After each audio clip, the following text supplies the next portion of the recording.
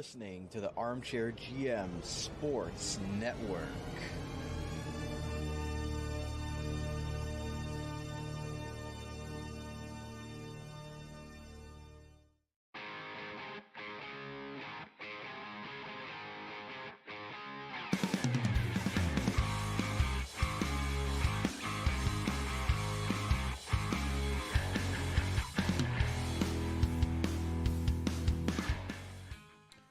Welcome in, ladies and gentlemen, to our OHL live stream right here on the Armchair GM Sports Network for the Niagara IceDogs and the Dog Pound Podcast. Guys, make sure to follow the podcast on Twitter at Dog Pound Podcast, and you also like us on Instagram and Facebook by searching the Armchair GM Sports Network. As always, I'm your host of the Dog Pound Podcast. My name is Brandon Caputo. You can follow me on Twitter at bcaputo_AGM. And you can follow my co-host Kyle at justkyle51. Kyle, we're live here at the Meridian Centre, getting ready for the OHL Priority Selection draft.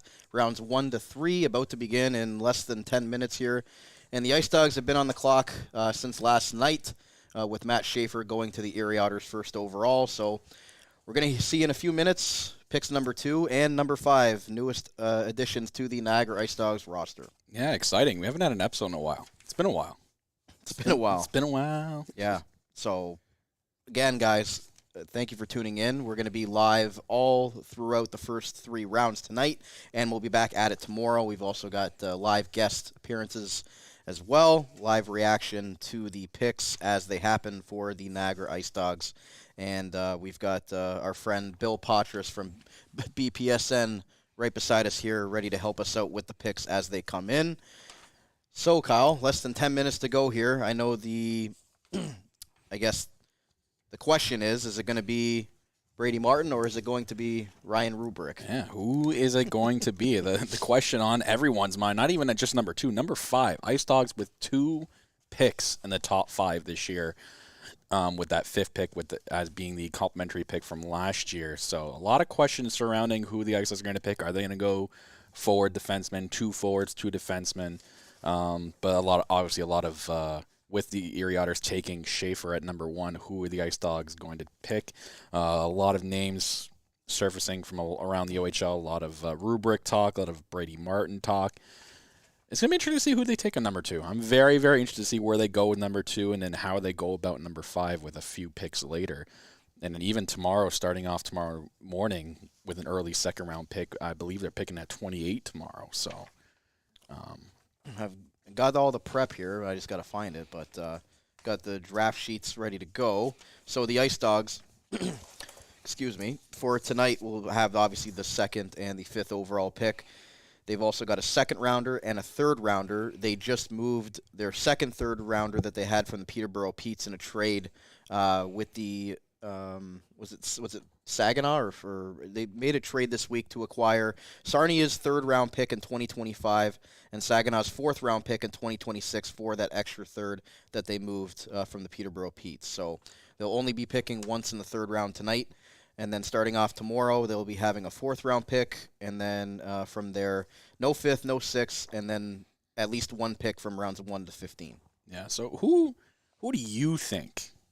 Oh, you're going to put me on the spot. I'm going to put you right in the spot right to start this episode. Who do you think is going number 2? We're about to find out soon, but who are you thinking is going to be at number 2? Because we have a pile of mock drafts in front of us. And got lots of material. And lots of scouting reports. So it literally it breaks down to the 2 names, right? It breaks down to Brady Martin. It breaks down to Dylan Rubrick. Yeah. Or Dylan. Yeah, former IceDog Dylan Rubrick, but brother Ryan Rubrick, or Robrick, as we were told, is now the pronunciation. Apparently in Oshawa, they said that he now likes to be known as Robrick. So we'll see if his brother says the same thing. Yeah, I would love to see if they both said different pronunciations of their name. One's Robrick and one's Rubrick. Yeah. I don't know how I'd feel about that. Bill's kind of shaking his head over there, but that's okay. If you guys were keeping track, we've also got draft results from previous years for the IceDogs, and obviously the last 2nd overall pick that they did have was Pano Femus back in 2020, and Pano was moved to the Erie Otters, who obviously picked Matt Schaefer last night and are also building a young core over there in Erie. I'd say Ryan Rubrick, but there's also a lot of consensus that Brady Martin should be the pick. Mm-hmm. But again, I think with both of these players, Ryan Rubrick just missed out on being granted exceptional status last year, which was given to Michael Misa. This year didn't start off the way that he would want to. And, he kind of fell down the rankings a little bit. Matt Schaefer really came on in the second half, and congratulations to him, the brother of former Ice Dog Johnny Schaefer. Yeah, a lot of Ice Dog ties with that pick from the Erie Otters. For sure. But, we're waiting. We got 5 minutes here before the first pick is technically announced for the Ice Dogs. But I think they announced the Erie pick too, don't they? Even though they've already picked, Rod Mahood's over here in our room that we're set up in. Yeah, we had the Four Horsemen set up here. Bill setting up the number 4, but they do announce the Erie pick as well on the broadcast. Kyle, what did you think of that last night with the announcement in Erie for Matt Schaefer and the theatrics of it?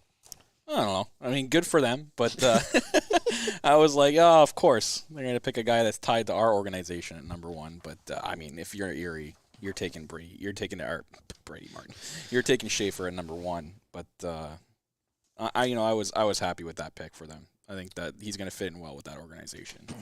I'm just going through the Ice Dogs drafts over the years, and just some of the names that are just nostalgic when you look at former first round picks for the Niagara IceDogs. Phil Tomasino, Keel Thomas. Tomasino, who's now in the Nashville lineup. Yeah, and doing wonders for the Predators. I know they're not in the playoffs, but what about Carter Verhaeghe? Jason Robertson. Just Jason Robertson's. He wasn't the first round pick for us.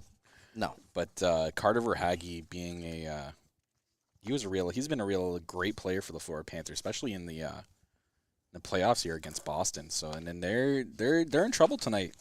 I know we're getting off topic here, but Boston with down their starting goalie Linus Ullmark, the Vezina winner and Jennings winner. Yeah, Linus Ullmark. That's got to feel good for you, right? Nah. Didn't he play for the Buffalo Sabres? Yeah, I'm not even a Sabres fan. Yeah, I'm not going to go there. Yeah. Anyways, back to the OHL draft. We've also got the potential lineup here for the Ice Dogs, what it could look like pre-draft. So if you're looking at it, overagers, possibly Daniel Michaud and Landon Cato on defense would be back, and Michaud up front. But you look at it, and you're wanting to build around those top guys there, the Kevin Tees, the Alex Asadori, and Zach Lavoie. I mean, those are 3 guys that you could really look at that, you want to build your team around, and hopefully bringing in these 2 top 5 players who are going to compete for roster spots. Those are going to be 2 guys that are going to be, hopefully, written down in this lineup by the time next season starts. Yeah. I mean, we're looking at the top 6 here. We also got to factor in these picks coming up today. Yep. Could easily be game changers and could easily fit in that top 6, and someone's moving down after that. Yeah, but I look on defense. Keane, Rebo, and Jesus all gone from the defensive side of things. Yeah, tough loss when you're losing 3 OA players like that. But now Cato stepping into that OA slot as the captain, bringing a lot of leadership qualities with him. So I'm hoping he has a bounce back year. A rough second half of the year for Landon Cato. I really hope he has a bounce back season. He's on the road to recovery, so it's true. We're gonna have him on the show tomorrow, guys. Captain Cato's gonna join us tomorrow, so that will be that'll be nice to have Landon on for tomorrow. It's gonna be a long day tomorrow, so we're gonna have a lot of guests lined up, and we're gonna have instant reaction throughout the 2 nights here with you guys. We'll see how long this first night goes, but got to be back here bright and early tomorrow morning, so. Sure, the coffees will be going in the morning, but so one thing we're missing here is a coffee machine. Yeah. Thanks, Bill. Appreciate it. Dude, there's no coffee machine in here? Oh, there's not. No. There's bagels, though. What if we could have the coffee sponsored by BPSN if they bring it in, but yeah. Bill will join us a little bit later to talk about Bill's our insider tonight, so he'll be joining us later on. And again, we're going to have guests here live and also call-ins most likely tomorrow. But hoping to get, at least some instant reaction from those inside the draft room and maybe some prospects as well. Haven't been told who's here and who's not here, so we can't speculate on that. But the Ice Dogs are about to pick in less than 1 minute here, I guess, technically on the clock. Yeah, I might as well have some. We gotta have some music going on for the Ice Dogs are on the clock. We gotta have that epic music going. There you go. There you go. So, yeah, it's 7 o'clock, and I don't see it up. We have actually a big screen in this room where the draft's supposed to be starting, but I don't see it starting yet. It says live game. I mean, it's not a game, but live stream will begin shortly. It's always delayed usually by Yeah, that's true. half a minute when you're streaming. But as soon as we know the pick, we'll fill you in. Hello to everyone in the YouTube chat right now. See a couple of you guys in there. We will have the pick as soon as it's in. And What are they saying? we'll let you guys know. They're saying, someone says, what's up? SD Keegs. How's it going? So Ben Lawler getting drafted. Do not know who Ben Lawler is. It's probably on a list that I don't see. Could be trolling us. But, yeah, the epic music started. Now the tension builds, right? It does. Who's going to be number 2? Well, it's almost like that's like technically the number 1 pick today, at least. I know Schaefer went number 1 for Erie, but Colin said the IceDogs will be on the on at 7:05. Thanks, Colin. Guess they gotta like we already said they have to announce the Erie pick. I guess right at 7. okay, fine. So we're not on the clock yet. Appreciate that, Colin. Thank you for not wasting our time for 5 minutes. I could have listened to the epic music for a whole 5 minutes though. That would have been nice. Yeah. But it's great to have 2 picks in the top 5. This, especially with this the is way game the changing for the organization. Yeah, especially with the way the season went. It's going to be great to have 2 top 5 picks that are going to come into this organization and just fit in well and get this turnaround going. Because I have faith that this organization, with the players they have now, are going to do wonders next year. And again, I know the people out there about the players reporting and things like that, but Darren DeDobler assured us a few weeks ago that there was not going to be that risk of players not reporting this season. So that was reassuring that we said on our last podcast that the players will actually come. They won't have another Sam Dickinson situation. Mm-hmm. So again, you're looking to have 2 impactful players come into your lineup right away for the IceDogs. And again, when you finish last place in all the OHL, you need help everywhere. So the IceDogs are going to be bringing in some high impact players right from the get go, and hopefully improve on their 199 goals for, and definitely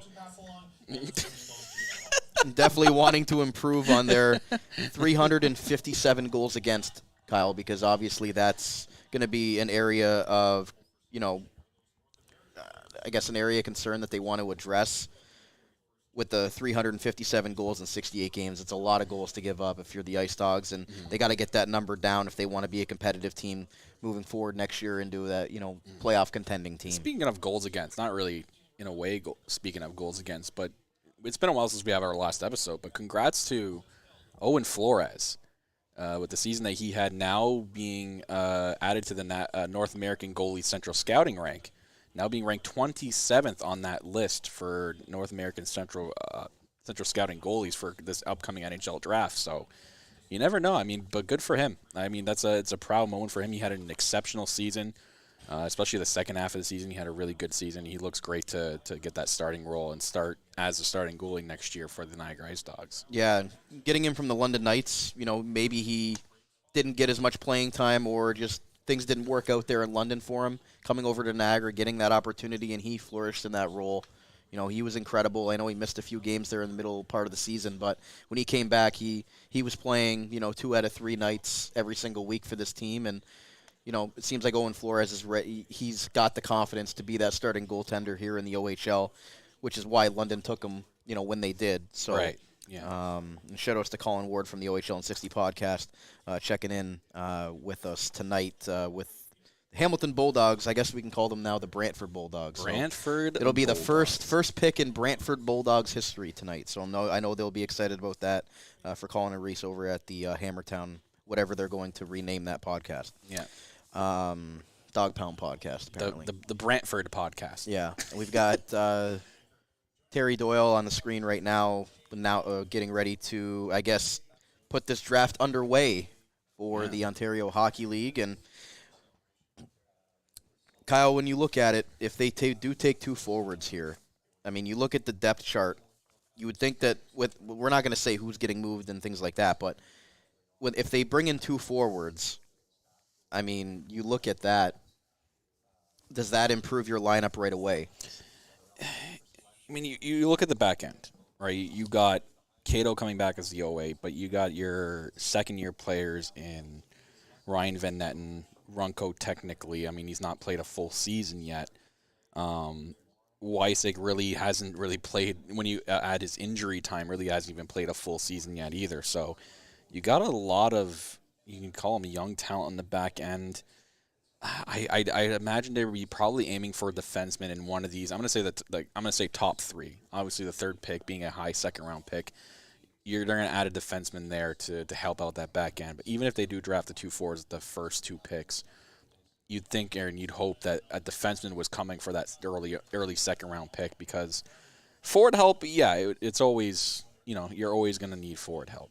And looking at this lineup, yeah, you're going to need forward help, and it'd be nice to see some new faces adjust with the lineup that they have now. I mean, we saw that line that was put together halfway through the season last year of Kevin He, Asadorian, and Lavoie, and they looked so good together, and they gelled so well, and I can't wait for them to build more chemistry and to come out as their top line next year. And we'll just see how the next 2 forwards drafted gel with the rest of the players.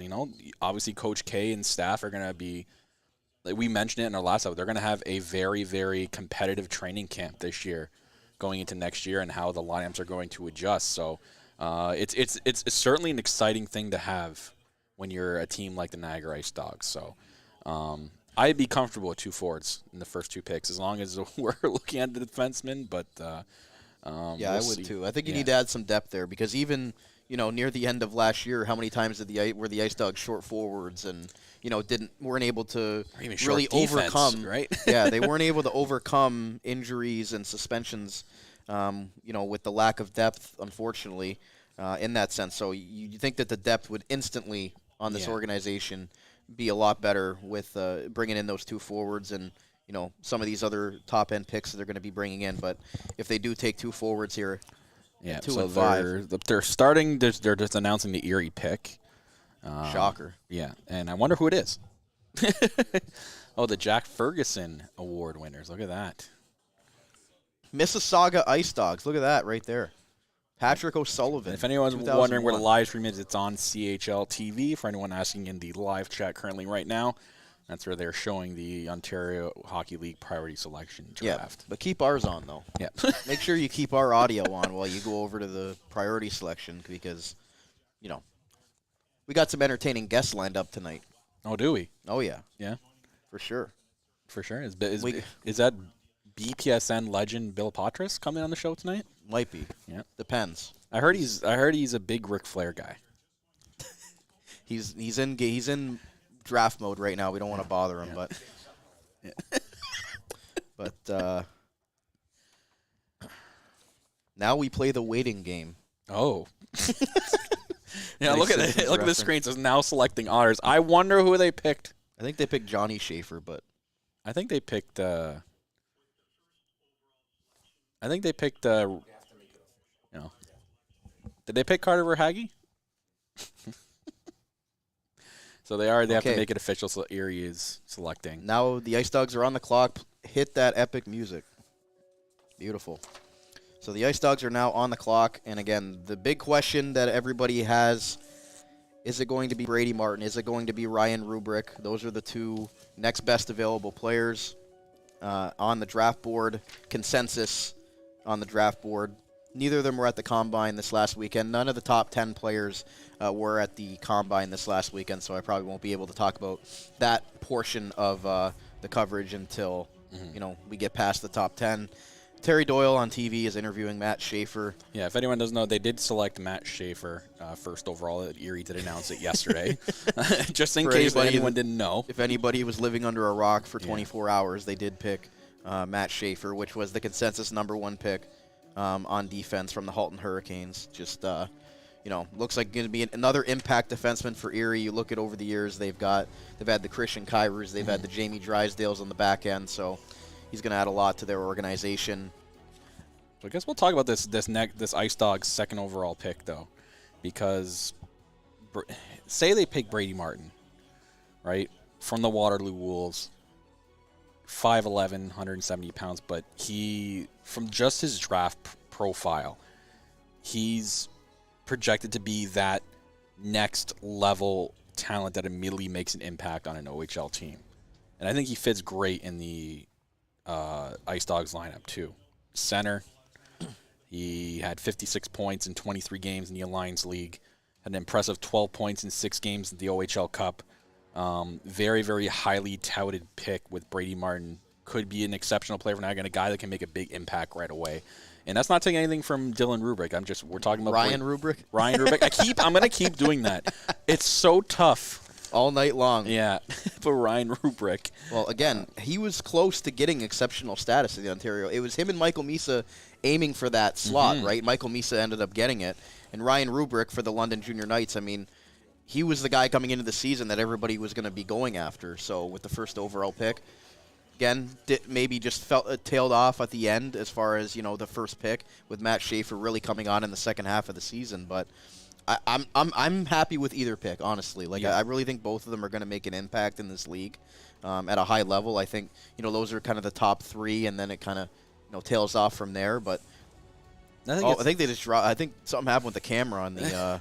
But I think it's cool too, right? If you get one of these two players and you like to fantasy pick or fantasy draft your lineup, right, and who he'd play with, and you just think about it. Like you have like a Brady Martin coming in, that can play with like wingers like a Kevin or you have Lavoie on the other side. Man, you get excited.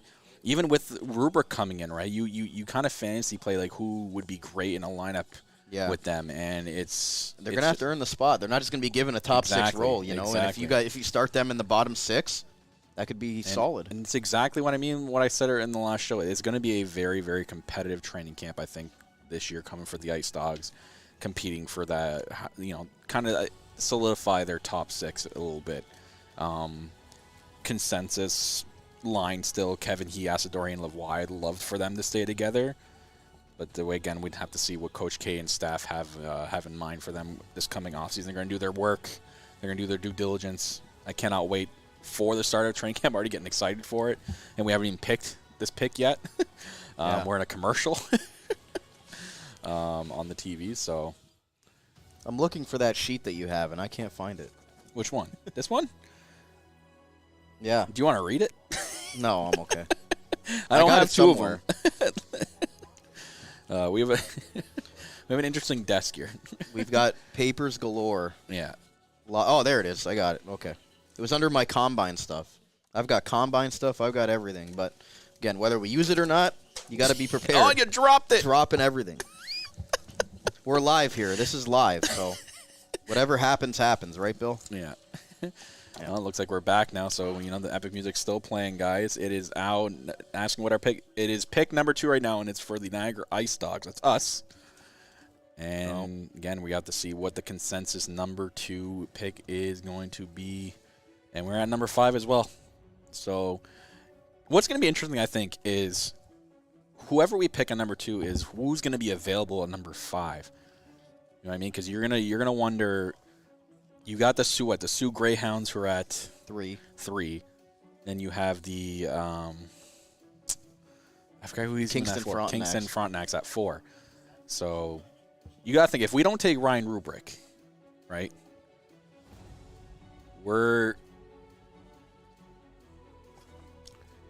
I think we got. Do we have breaking news? Is it pick in? Yep.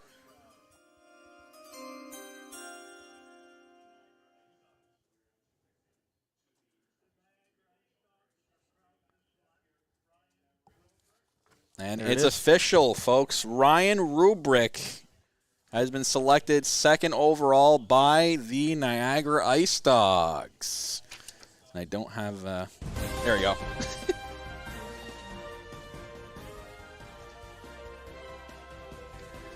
All right. So Ryan Rubrick is now the 2nd member of the Rubrick family to be drafted. Yeah, Rubrick. Sorry, we got to get that right. Rubrick, maybe. Second to be drafted by the Niagara IceDogs.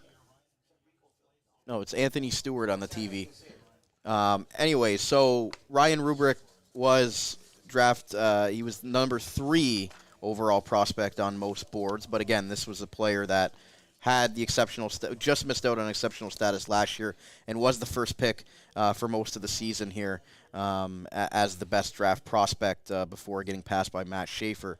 Ryan Robrick, as far as, his OHL Cup performance wasn't the best, but I think that he's a guy that Niagara has been targeting for a long time. And again, the commitment thing issue, I think that the IceDogs have made sure that that's not going to be an issue. They've done their due forward. diligence. Yeah, as far we talked to Darren, and they've been assured with us as well that they've done what they need to do to have their players that they looking at pick and commit to this team. And the scouting report in Rubik is just, it's everywhere. It's crazy they have Anthony Stewart up on the screen. That's awesome. From Hockey Night in Canada to the OHL draft, look at that. This guy's just a workhorse. But the scouting profile, a lot of them just say like that Rubik is a bona fide number 1 overall pick player. So it's not like we're, getting shorted by Schaefer not being there at number 1 overall. Rubrik was, up until, late this season, number 1 overall consensus player. A lot of the scouting profile, he's got a lot of good speed, good shot. That's been a lot of highlighted stuff behind him. I think this is a very, very great pick by the Niagara IceDogs. I think that we can sit here and be assured that this pick was a solid pick, and I'm excited to see what we got with Ryan Rubik going forward. I do too, and so again, Robrick. The Sioux Greyhounds are now on the clock at number 3, but again, the IceDogs don't go anywhere because the IceDogs are picking again at 5th overall with the compensatory pick that they got for Sam Dickinson last year. That was originally the 4th overall pick. You get the 5th overall pick as compensation, but Ryan Robrick.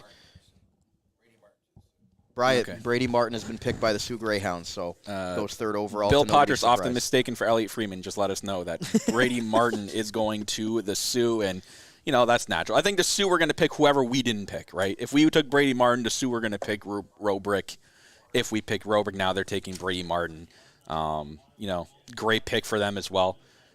Brady Martin having a solid year, and a lot of very heavily touted in the second half, especially in the OHL Cup as well. So, great pick for them. And I didn't think he was going to be available at 5, so it's not like we can be sitting here and be disappointed that he gets taken, right? It was naturally he was going to get taken in the next 2 picks. But now with Ryan Robrick, like, where do you think he slots in on that bottom 6? Like, do you think, to start off as a rookie? I mean, we saw Kevin He start off the season, on a bottom 6 role as a star rookie last year. To me, right now, I don't think we know. We got a Hopkins. So Tyler Hopkins, I believe his first name was, is gone to the Kingston Frontenacs at number 4. So the Niagara IceDogs are back on the clock. So let me put that music. There you back go. on. Hit the epic music. But Tyler Hopkins, actually, in a mock draft sitting in front of me, Hopkins was projected to go 4 at Kingston. So good for them. I seen a little bit of his scouting profile. He was actually touted by some people saying the best skater in this class. We'll see how he lives up to that that scouting profile. I guess he's a big stride and explode type of skater, and he has a very pass first mindset.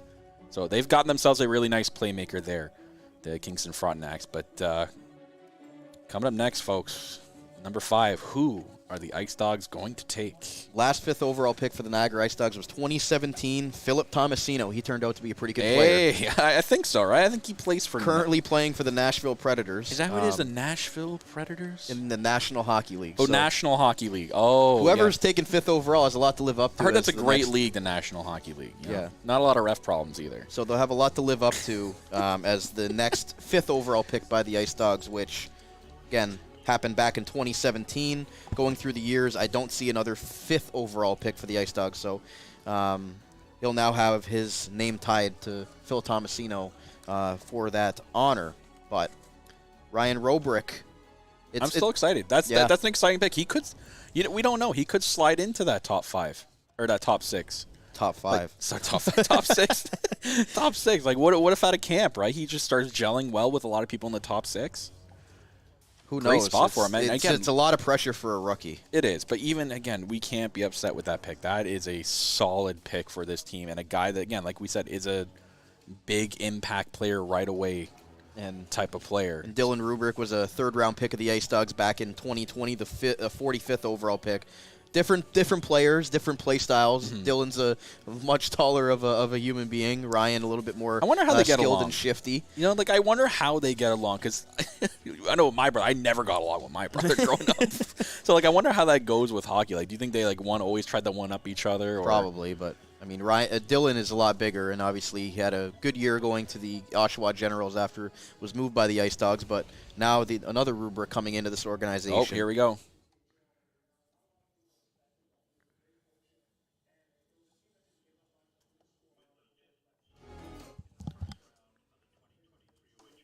You got a pick coming in.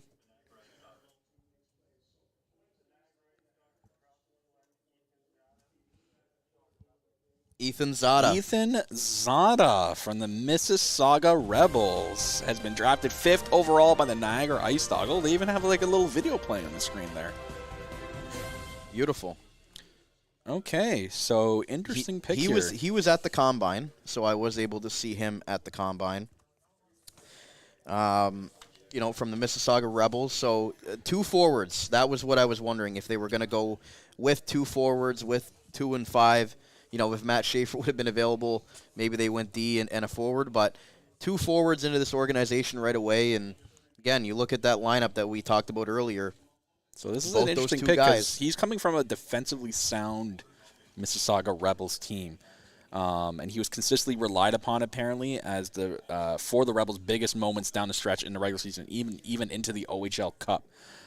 He's being touted as a very smart two-way centerman. Whose positioning in all 3 zones have been impressive this year. Very high IQ. I'm a big hockey IQ guy. When I see that in a scouting profile, I really like to see that. He's touted as a very big face-off guy as well in the defensive zone. And so if it's a guy they can rely on for defensive zone draws, we got a great pick, our 5th overall with Ethan Zada. So now that we got the pronunciation. C is silent. Silent C. Silent C. Yeah. Ethan Zada. And I'm trying to figure out which team he was on. I was at the Combine. He was on Team Subban, so that was a team that finished 2nd in the OHL Combine for those who care about that type of thing. But Team Stamkos was the winner of that, for anybody that doesn't know. It was interesting, though, with I remember seeing Zada near the top 5 for some of the skating and agility drills that they did. Okay. Will McFadden blew everybody out of the water. I'm interested to see where he goes with how great his Combine went with the on-ice testing. But Ethan Zada was another guy that was up there consistently near the top 5 in that regard, so that's also good to see. And he did score some goals as well at the Combine, so the IceDogs must have liked what they saw out of him. Yeah, a lot of touted from the Mississauga Rebels. Apparently, he was also relied upon in late in games when goals were needed. So you know, if IceDogs are ever in a battle with a team and you have a player that's good to rely on in the defensive zone faceoffs and a guy that's going to put the puck in the net when you needed to late in the game, we may have gotten a great pick here at Ethan Zada at number 5. Oshawa Generals are now selecting, so we'll see who they pick in a second here. Dylan Robrick's new team. Yeah. Robrick. And they got. We're just waiting here, folks. And they're talking. Yeah, so. We're getting the pre. The mock draft says William Moore, so we'll see. I don't know. I was told that he's going to the USDDP or USNDTDP. It's a freaking long name. Best D available, Beauchesne. Yeah, Quinn Beauchesne from the Nepean Raiders.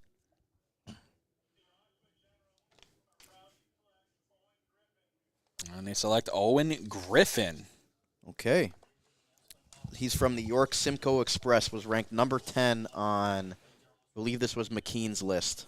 McKean's hockey. He was actually, in this mock draft I'm looking at, was projected to go 10 to Kitchener. So, interesting pick by the Oshawa Generals, a centerman. Touted as a strong offensive skill set, high compete level, high IQ. Just an all-around great centerman down the middle. So great pick for them. But back to the IceDogs 2 picks. Now we have confirmation. So Robrick and Zada. What do you think about the 2 picks? Sorry, I was just reading a text message. My thoughts on the 2 picks? Yeah, so that's 2 forwards, right? We discussed it earlier. So now we're hoping with that high second tomorrow morning. Yeah, I would go D, whatever best D available, because if you're looking at the IceDogs depth chart, you have those defensemen that are all leaving, being aged out. You need to have a little bit more depth on the defensive side of things. And again, trades could be made and probably will be made in the offseason. That's the other thing with the IceDogs. They're going to have some opportunity here with the draft capital that they have moving forward to go and make some deals to acquire maybe some OA players from those contending teams right now that are going to need to unload some players. So you always got to look at that too, is the teams that are in right now, the North Bays and some of these other teams that are going to have a ton of overage players. The IceDogs, if they're going to have one of those OA slots available, can go out and use that draft capital that they have to go and get one of those guys to solidify either the top 4D or on the top 6 on forward. I mean, I'm not in the OA, I'm not in their office, so I don't know what they're what exactly they're looking at, but I'd imagine they'd probably go out and maybe try to get another overage defenseman to help out. You can't really kind of let Cato run, run the defensive show as the only OA. I'd imagine you'd have to go out and get at least 1 or 2 more OAs for this team. So it's I think the defensive side of things is where you need to go from here. If you're going to make trades in the offseason, you're going defensive side. It also depends, again, like we said, who's best available at number 20. I believe it's 28 next year. Oh, goalie was just taken at whose pick is this? Number 7. Number 7. So the first goalie was taken, I believe. It's okay. It's not relevant to this show at the moment. Yeah. Jack, I can't. Evankovic went to the Mississauga Steelheads. That's interesting because they've got Ryerson Leanders, who took over the starting job for them this year as a young up and coming goaltender. So Mississauga hoping that they can do the same thing with Evankovic. Evankovic may be a project. Maybe he's not ready until next year. Maybe they. Well, you're going to run with Leanders next year, and then maybe after that, see if he's going to be able to compete with them. Drew Deeks in the chat. How's it going, Drew? Our good friend. Drew Deeks. Folks, great YouTube channel. If you're on YouTube right now, go and subscribe to his channel. For all Montreal Canadiens content. I know. As a Sabres and Leaf fan, it hurts us to give the Habs any credit, but. Yeah, those great Montreal Canadiens. Yeah. Sounds like how many wins they had this year. But thank you very much, Drew Deeks, for stopping in and giving us some love there. But I don't even remember we were talking about the defensive side of things. Yeah. Either you take a guy with the second-round pick, or I'm not even going to say or. I'm going to say and. You take a defenseman with the second-round pick, and you go out and get an overage defenseman, because I think that's what you need to do on the defensive side of things. Yeah. I loved Runco and Van Netten, but if you can – make sure that you have all that defensive depth, because how many times this year did the IceDogs, we're down 3 or 4 defensemen, and they had to call up guys like Runco and have Van Netten playing top 4D. Here's the first pick for the Brantford Bulldogs. First one in organization history for the Brantford Bulldogs. Jack O'Brien from the Toronto Junior Canadiens was taken. There you go, center. So going back to this discussion, though. So Drew Deek says, let's go Buffalo, by the way. Oh, wow, thanks. But they need some defensive depth. Yeah. And that's, obvious, especially with the 3 guys leaving in Keane, Rebo, and Jesus as always. You need to stabilize that D-core, because that's the thing that you need to work on the most, is the team defense side of things. Make sure Owen Flores isn't seeing 50 to 60 shots a game anymore, and make sure that you're continuing to build up that structure that Coach Kuwabara wants to instill in this team, and building from the net out. I think that's important, that what they're trying to do. I mean, they just took 2 forwards, so it's hard for me to say that, but at the same time, you need to solidify that D-core, before you can start worrying about what's going on, because I think the offense is going to score. The offense is not something that I look at and say this is a major need in the top 6 right now. They can score. They have the ability to do it. It's just, there was a lot of times this year where we were defending more than we were getting the offensive opportunity to put the puck in the net. This team has the capabilities to have goal scorers. We saw it in the rookies. We saw it in the players that we traded for. But when you're talking about the back end, like you said, again, another OA or another OA or two, I think is needed back there for the defense, right? You need guys that are going to help these rookies. We saw a lot of good things, though, in a lot of the rookies. We saw Van Netten take a very, very big step up in his development. Gabriel Runco, when he was called upon, he got called on to play some heavy minutes for his first year in the OHL, and he had some great spurts of times where he's going to have a great future with this team on the back end. Wysick, when he had some injury trouble, but when he was in the game, we saw him have the biggest development in training camp last year. We were very excited for him. Obviously, he had some bad luck on the injury side of things, but same with Landon Cato. Couldn't really be there he was there off days, obviously, for the players as a veteran leadership, but he wasn't really on the ice, right, with all the injuries. So yeah. And guys, we're hoping to get some guests in throughout the next couple of hours here where they're just going over things, so we'll try to check in there. But going back to that discussion, you can't rely on Wysick and Cato coming off major injuries to, be those only two guys up there with Bronson Ride and Jacob LeBlanc in the top four. So I think if those guys all slotted down one spot, I think that you go out and get an overage defenseman like you mentioned and draft one of these guys that can possibly compete for a starting roster spot on the defensive side of things. So I think that there is some opportunities there, whether that even be as a 7th D, as a guy that rotates in and out, if there is that first injury or first suspension, heaven forbid. But, things do happen in the Ontario Hockey League, and you need to have, 7 or 8 quality defensemen to be able to have in the lineup. So even though you're not starting right away, who knows that you might not be in a top 4 role by the end of it. Right, and if we transition to the forwards a little bit here, I do want to bring up and talk about, I talked briefly about Runco and how he was brought in. We also saw the brought in of Andrew Vermeulen and William Stewart. We're a big William Stewart fan off the ice because, he had little ties with you off the ice. We got Ted Lehman. Ted Lehman, the radio voice of the IceDogs on Country 89.1, checking in and now taking off. And now again. checking out. No, checking in. No, you can check in whenever you want. Yeah. We've got your music ready to go whenever you want to come on.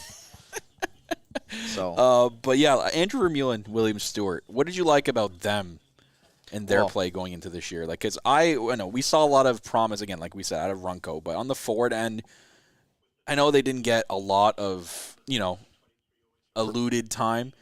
Sometimes down the stretch, though, there were times where they were playing a lot of minutes, right? More minutes than they probably should have, but, obviously with the injuries and such that happened to the IceDogs, they were called upon. But I think they're not going to be pretty on the stat sheet, but I think they did a pretty good job in their first year in the show. Yeah, I mean, Vermeulen, he had 2 points in 23 games, Stewart 1 point in 19 games. But if you listen to Darren DeDobler, he's very high in Andrew Vermeulen, was the leading scorer down with the Brantford 99ers last year. And you even heard Captain Landon Cato talk about, this guy's, he's built like a machine. Like, he's a big boy. If he's going to be able to be successful at the OHL level as a dominant, big-bodied player, I think he needs to get a little bit stronger and be willing to go in those corners a little bit more. But I think Andrew Vermeulen's a guy that you look at that he could develop into that middle 6 forward, middle 6 winger that's, a good two-way type of player if that ends up working out for him or not. But I look at Stewart. I like him as a complimentary, piece to go move in and out of the lineup. And you need the depth, obviously. So if he's on this team next year as an extra forward, I'm not going to be upset about it. But Andrew Vermeulen, I think, is a guy, even on the third line, is the type of guy that you need as a guy that's a bigger body, can put the puck in the net. He didn't do it at the OHL level yet this year, but again, coming in the 23 games and learning the OHL style. Yeah, we talked to him in the exit interview, and that's something that he wanted to work on, was just adjusting to the OHL style now that he's got 23 games under his belt, and wanting to take that next step and get bigger and stronger and use that size to his advantage that we always talk about, whether that be Bronson Ride or Dylan Rubrick before him, or it's just when you have a big body at this level, you can dominate if you use it right. Luca Romano is the next pick. Love that. Yeah, Great Italian name there with Luca Romano. Luca Romano going to the Kitchener Rangers at number 11. But I do think that the IceDogs bottom six will be improved next year with the guys that they're bringing in, whether that be Zada and or Ryan Rubrick, and then whoever else that they decide to get. I mean, even the players in the bottom six, we saw Podolou really step into his own. It took a little bit after the trade for Podolou, but he is a player that is just a absolute workhorse out there. That workhorse type of centerman, and a guy that can move up and down your lineup and fit well anywhere in your lineup. So Michael Podolou, right? Did I get his first name right? I'm having a major brain fart. Michael Podolou. I had it for a split second because I'm watching the screen too. Even O'Flaherty, O'Flaherty has that sandpaper style, which is fantastic. Yeah, you put down my mic. The cough. Oh, I did. Yeah.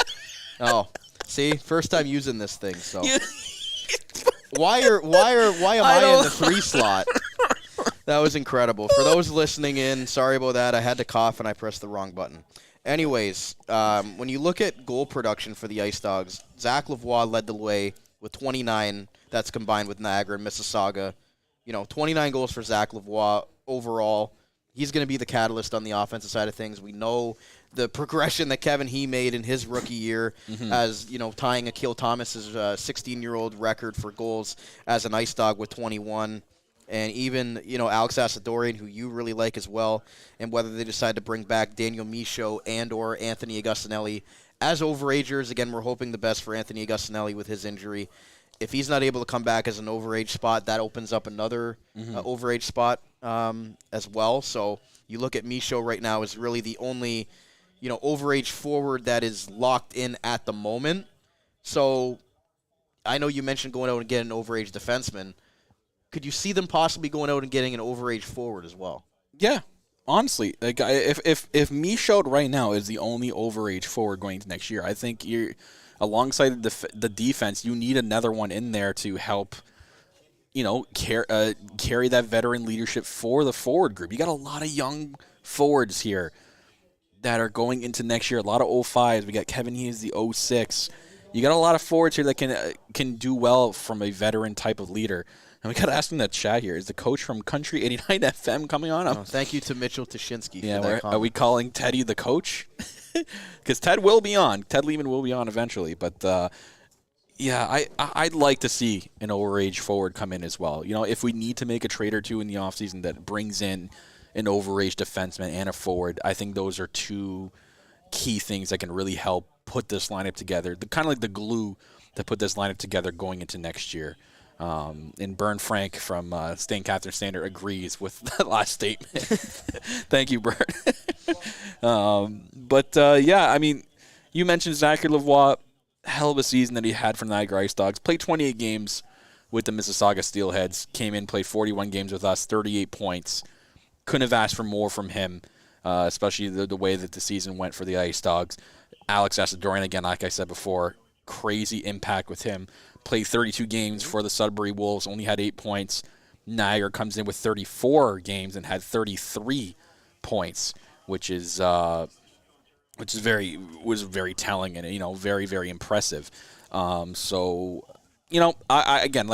just finish off and I'll say again that I'd like to see at least a overage forward come in.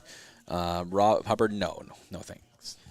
Not at the moment. Rob will not be joining us. But anyways, guys, so joining us now on the hotline, I guess you could say. The hotline. The hotline. He's here live, but, we have guests coming on via phone call as well throughout the weekend. But we're pleased to be joined now by the co-owner of BPSN, Mr. Bill Potchers. Bill, I know you. Oh, you got a lot of applause. Yeah, we got some applause there, but. Bill, before we get into what the analysis is, go ahead and plug to the audience where they can find all of your great written content. Oh, well, thank you very much. BPSN stands for bpsportsniagara.com. We cover the IceDogs, we cover everything local, and we certainly appreciate the plug. There'll be all kinds of draft coverage up tonight and tomorrow. Perfect. So, Bill. initial reactions to the IceDogs taking 2 forwards with Ryan Rubrick and Ethan Zada, and hopefully, you know, what we saw this year with the forward depth or lack thereof at times. Do you think that this makes the organization better? Well, anytime you get 2 top 5 picks, it's going to make the organization better. I think in a perfect world, they would have loved to have one of them be a defenseman, but the overall, consensus number 1D was already picked. So that's where the lottery came in a little bit there. Kind of came back to bite them. But, I just talked to Darren Dobler, owner GM.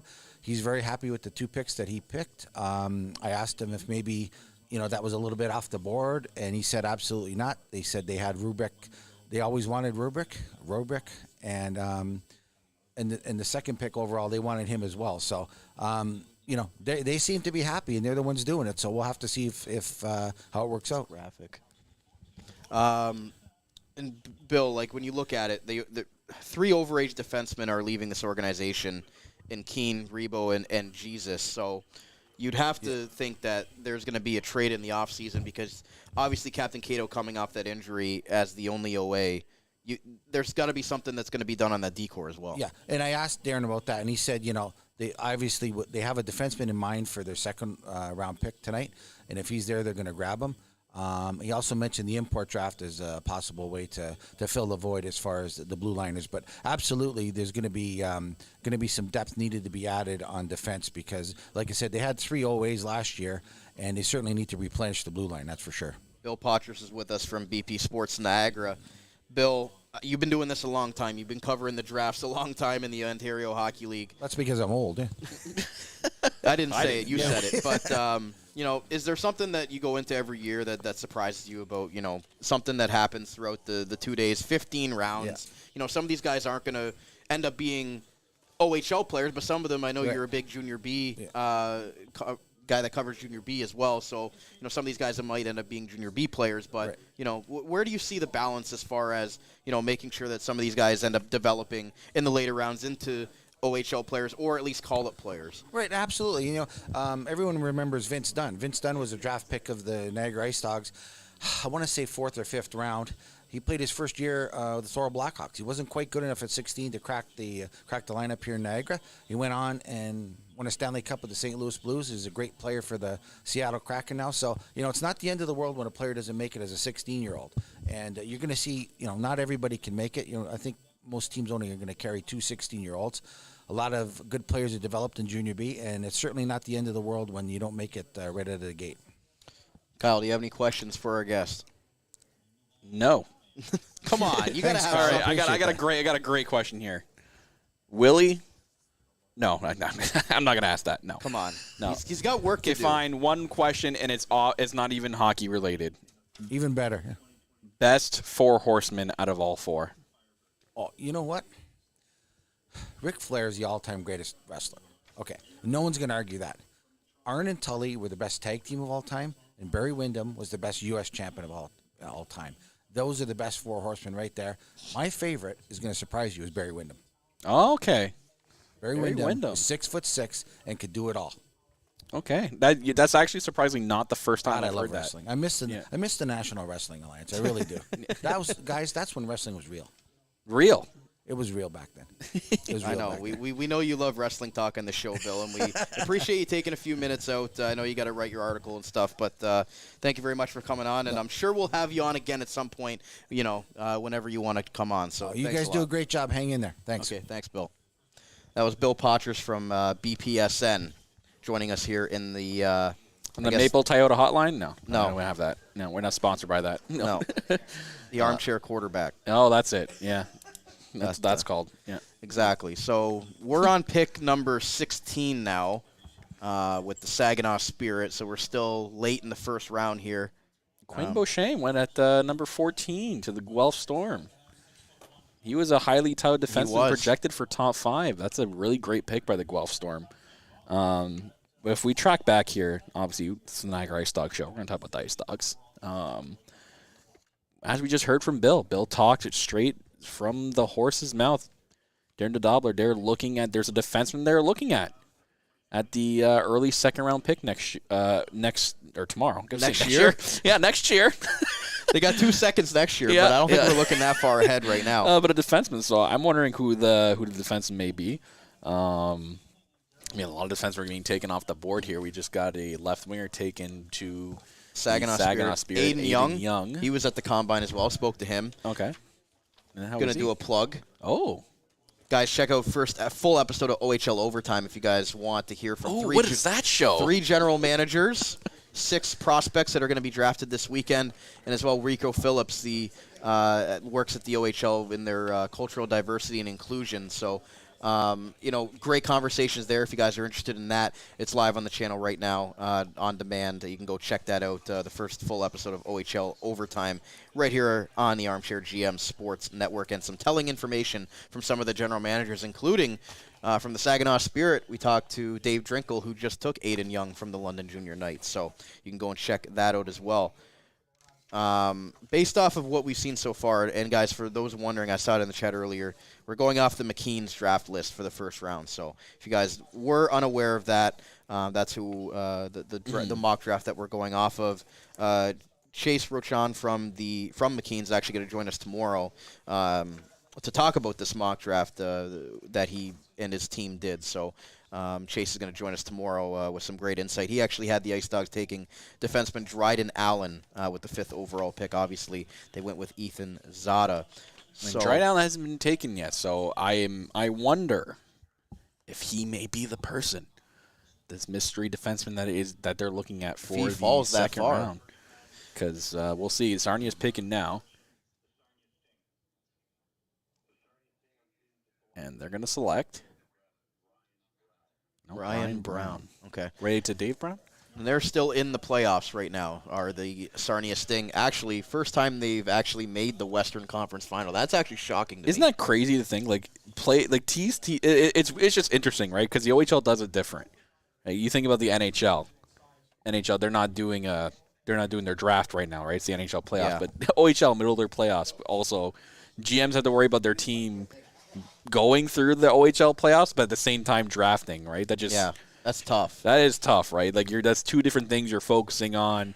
I don't know. It's a very interesting way of doing things, but I'm very interested to see who they have in mind for defensemen at that second round. Like he brought up too, like our good friend Bill Potter's brought up. There's also, we have to remember, the import draft. Because the IceDogs will have the 2nd overall pick in the import draft. There could be a defenseman available at 2nd overall in the import draft that the IceDogs could look to fill in that D spot. That's something we can talk. What if it's a forward? That's another forward you're adding to that training camp roster to compete for this team. So it'll be exciting to see where they go with the import pick as well. It's just an exciting thing, an exciting time with this team. And I guess we'll see where they go with that 2nd round pick tomorrow morning. And that begins tomorrow morning at 9 a.m. Declan in the chat, yes, it started. The IceDogs did select their 2 picks already. They selected Ryan Robrick at number 2. You got it right. I got it right this time, yeah. And then they selected Ethan Zada. Ethan Zada at number 5. So 2 forwards with their 2 top 5 picks. William Moore just got selected by the London Knights. Yep. And I was almost certain that I thought William Moore was going to the U.S. development camp. Maybe. Well, that's something that London would do. Yes, but and maybe London's the one that changed their minds. That's to have the player change their minds. I wouldn't put it past. That's the them. one organization that I could see getting a guy to eventually commit. But regardless of going off of that, Sarnia Sting, first time in the Western Conference Final. You look at that, and the critics out there will say the IceDogs, haven't been as successful the last couple of years. But you look at the success that the team has had over the last 10 years. They've won 2 Eastern Conference Finals in 2012 and 2016. Exactly. Some of these teams haven't even won a conference championship during that time. I don't even think let alone make it there. So there's got to be some teams that haven't even made it that far. So you look at it, and I think here in Niagara we were spoiled for the first 12 or 13 years of the organization, with them consistently making the playoffs year in and year out.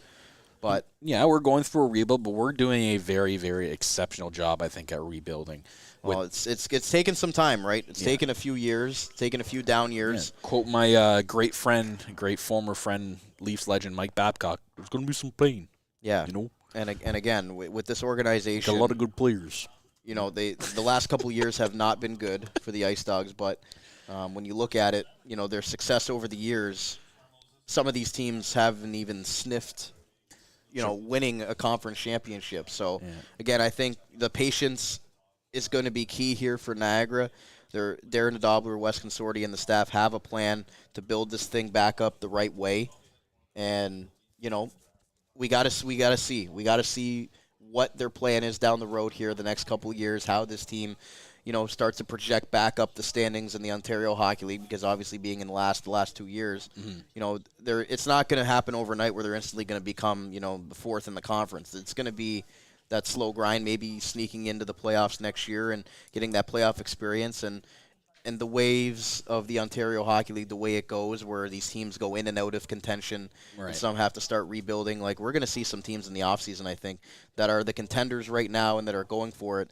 They're going to be sellers next year because they need to recoup that draft pick capital. Exactly. And they're going to have too many overagers, and that's the way that the Ontario Hockey League works. So if you're Niagara and you look at the ways that you can continue to get better, I think that, you know, they could get better, a lot better right away, and be a playoff contending team making the right moves in the offseason, including what they're doing here this weekend at the draft. Exactly. And like we said before, they have the option, the draft capital, to make trades and to have that ability to bring in players from other teams that can help out this team. So it's a really good thing to be excited about this team. As Jack Nesbitt, someone you saw at the Combine, just got selected 20th overall by Windsor. Great pick. Jack Nesbitt. Saw him a lot at the Combine. Did some, you know, spoke to him as well. He wants to be like a dominant power forward in the league. Wants to be like a Jamie Benn type player. Oh. So again, that was his self comparison was Jamie Benn.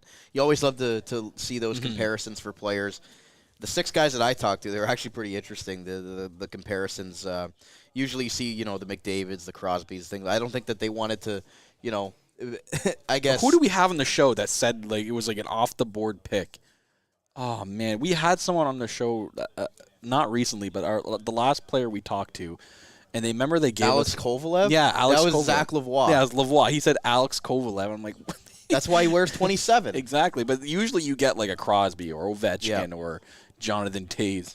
It was Alex Kovalev. Okay, here's the tweet. So these were the 6 players that I talked to at the Combine last week while we're waiting.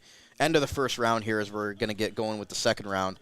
Jack Nesbitt compared himself to Jamie Benn. Will McFadden said Jack Hughes. Dryden Allen said Adam Fox. I mean, Adam Fox is a great defenseman. Andrew McNeil said Miro Heiskanen. That's okay. Aiden Young said Zach Hyman. And Tanner Lamb said Mitch Marner. So Mitch Marner. That's become the norm now, right? I like the Zach Hyman, though. That was Aiden Young. He went 16 to Saginaw. Okay. So if he's trying to be that Zach Hyman type of player, it's a very good pick by Saginaw if he's going to live up to that expectation. But other than that, I don't know. Do we take a commercial break soon here? Yeah, we're going to take a break because Niagara picks 28th overall next. So we're going to take a quick. Isn't that tomorrow? That's today. Oh, that's tomorrow. What do you mean? This is not the first. It's only round 1 mock. Oh. Still got 2 rounds to go, Kyle. Yeah. But we're going to take a quick break so we can catch a breath here, see if we can get a guest on or two. And after Niagara picks that 28th overall, the pick they acquired from the Mississauga Steelheads. Stay right here. We'll be right back on the Dog Pound Podcast, the official podcast of your Niagara IceDogs. Experience a new way to play daily fantasy sports and esports on Thrive Fantasy. Thrive's game concept revolves around player props, which are simple over-unders on player stats. There are contests for traditional sports including the NFL, NBA, MLB, PGA, and cricket, as well as esports titles including CSGO, Dota 2, League of Legends, and more coming soon. Here's how to play. Choose your lineup of over-unders for top-tier athletes that have the biggest impact on the game. Each prop has a fantasy point total based on how likely it is to hit. The more points a selection is worth, the riskier it is. Rack up the most points and win a share of the prize pool. Thrive is awarded over $2 million in cash. So come and prop up today.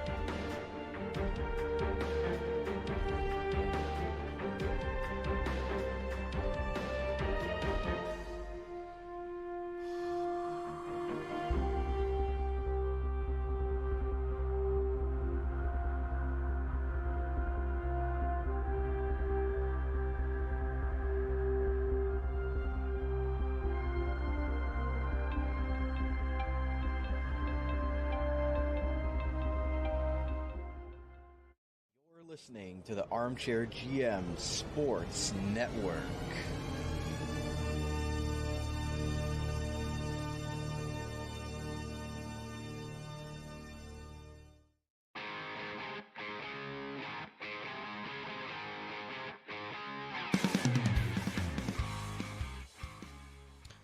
Welcome back to the OHL Draft live stream right here on the Armchair GM Sports Network and the Dog Pound Podcast.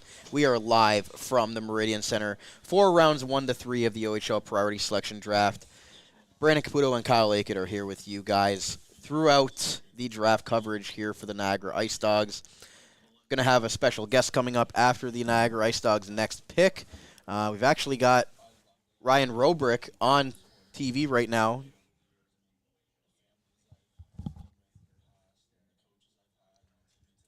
I have an interview just being recorded, so we're going to stay silent. Our good friend Bill Potter from BPSN is getting a audio interview from the TV. I feel like I'm a golf commentator. He's lining up to the hole. Fairway breaking off to the left. Strong win here today. Good one. Yeah. But Ryan Roberk being introduced with the Niagara IceDogs in the IceDogs jersey. IceDogs, again, are picking at number 28 here, so coming up in the second round. That'll be here for you. And like I mentioned, special guest, we're going to have Rod Mahood from the Niagara Sports Report and the public address announcer of the Niagara IceDogs will join us after this next pick. So look forward to having Rod on for a couple minutes to chat as well. So, Kyle, we're at, what is the pick that we're technically at right now? Because we don't have the draft pick on the screen. It was, I think they stopped at 22, so I think we're going into 23, I believe. Yeah, that'd be the start of round 2. Yeah, so I think, and we're at 28? 28. 28, so we're getting close to our second round pick. And again, the consensus at this point would be that, you'd think that they're going for a defenseman. We had Bill Potters talk to owner GM Darren Dobler, who said that, they have an eye on a defenseman at 28. If he's available, they'll take him. If not, they'll explore also the import draft if for a possible defenseman. And like we discussed earlier, maybe there's a potential at a trade, an OA trade, because we think that, they could benefit from getting an overage defenseman. And I'm sure that it's on their mind. It's got to be somewhere there. But, it's an overall consensus that we're hoping a defenseman, the defenseman that they at least got their eye on, is there available at number 28, the second-round pick of the Niagara IceDogs. Again, it's, it's even the same thing in NHL. High second-round picks tend to even be labeled as just late first-round picks because of the amount of selections in the first round, depending on how deep the draft is as well. A lot of consensus is this was a pretty good draft this year. Maybe not as deep as some previous drafts, but a overall consensus good draft. And this pick was actually not even our pick. It was from the Mississauga IceDogs. Technically, in a way, this becomes Mississauga IceDogs pick, Mississauga Steelheads. But I'm interested to see who they take at this pick, and I really hope the defenseman that they think or they have their eye on is available. And I just looking at the list here, there's just so many available. I really don't know who. But there was that one name that it was in the mock draft that we had at number 5. Oh, it was Dryden Allen. Dryden Allen. If he's available, maybe that's a guy that we take. And you know what? I can just brief. We got to fill time here. Got to fill the spot.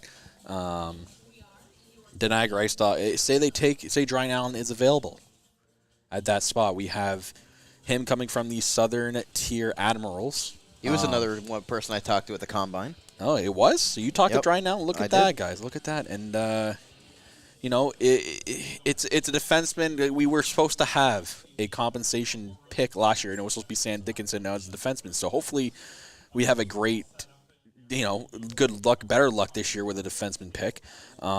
He is labeled as the best player available that they believe will report to the best route. Dryden Allen playing for a local AAA team, the Southern Tier Admirals, would be a great and safe pick from the Niagara IceDogs out of this mock draft. 67s are picking now. Let's see who they pick. Nicholas Whitehead was chosen, so not Dryden Allen, who I'm talking about. It would have been useless if I just started talking about him. That would have been hilarious. So his scouting profile, he's great at headmanning the puck and driving the play. He has a lot of growing left to do, though. He does fill out, and to use to his advantage, he is still quite slim. He doesn't. I mean, that's with a lot of young players, right? They're going to grow. Kids at this age drafting from the OHL or drafting into the OHL, they will grow eventually. A lot of them grow crazy. Like we've seen some players that hopefully they grow taller than I do. Yeah. But he's listed as an excellent skater with a high hockey IQ, shown by his decision-making and ability to read and create plays, shows he has the tools and capability to succeed at the next level. So A great hockey IQ pick is always a great pick in my eyes. If he's got an exceptional hockey IQ, someone that can need on the back end is a great pick for the Ice Dogs. So hopefully it may not be Dry now. I mean, I'm just talking here to fill time because of this mock draft sheet that had him projected going number 5 overall. So if he's projected as a number 5 over the top 5 talent pick, you got to at least try to maybe assume that he's someone that we have their eye on, right? So we'll see who they pick here. We still got a few picks here into the Niagara pick. We see it here. There's about 1, 2, 3, 4, 5 picks until their pick, but now Erie is selecting.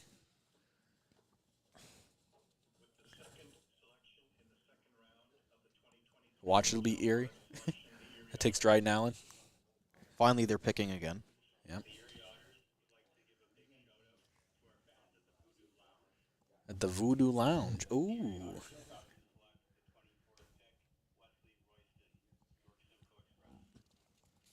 And they selected Wesley Royston, who is a right winger from the York Simcoe Express. So not Dryden again. And I just had a big brain fart here, and I'll give the listeners a good laugh. I'm trying to go off and take off the players that are on the mock draft. Yeah. And I'm looking for the people of McKean's that were doing the draft.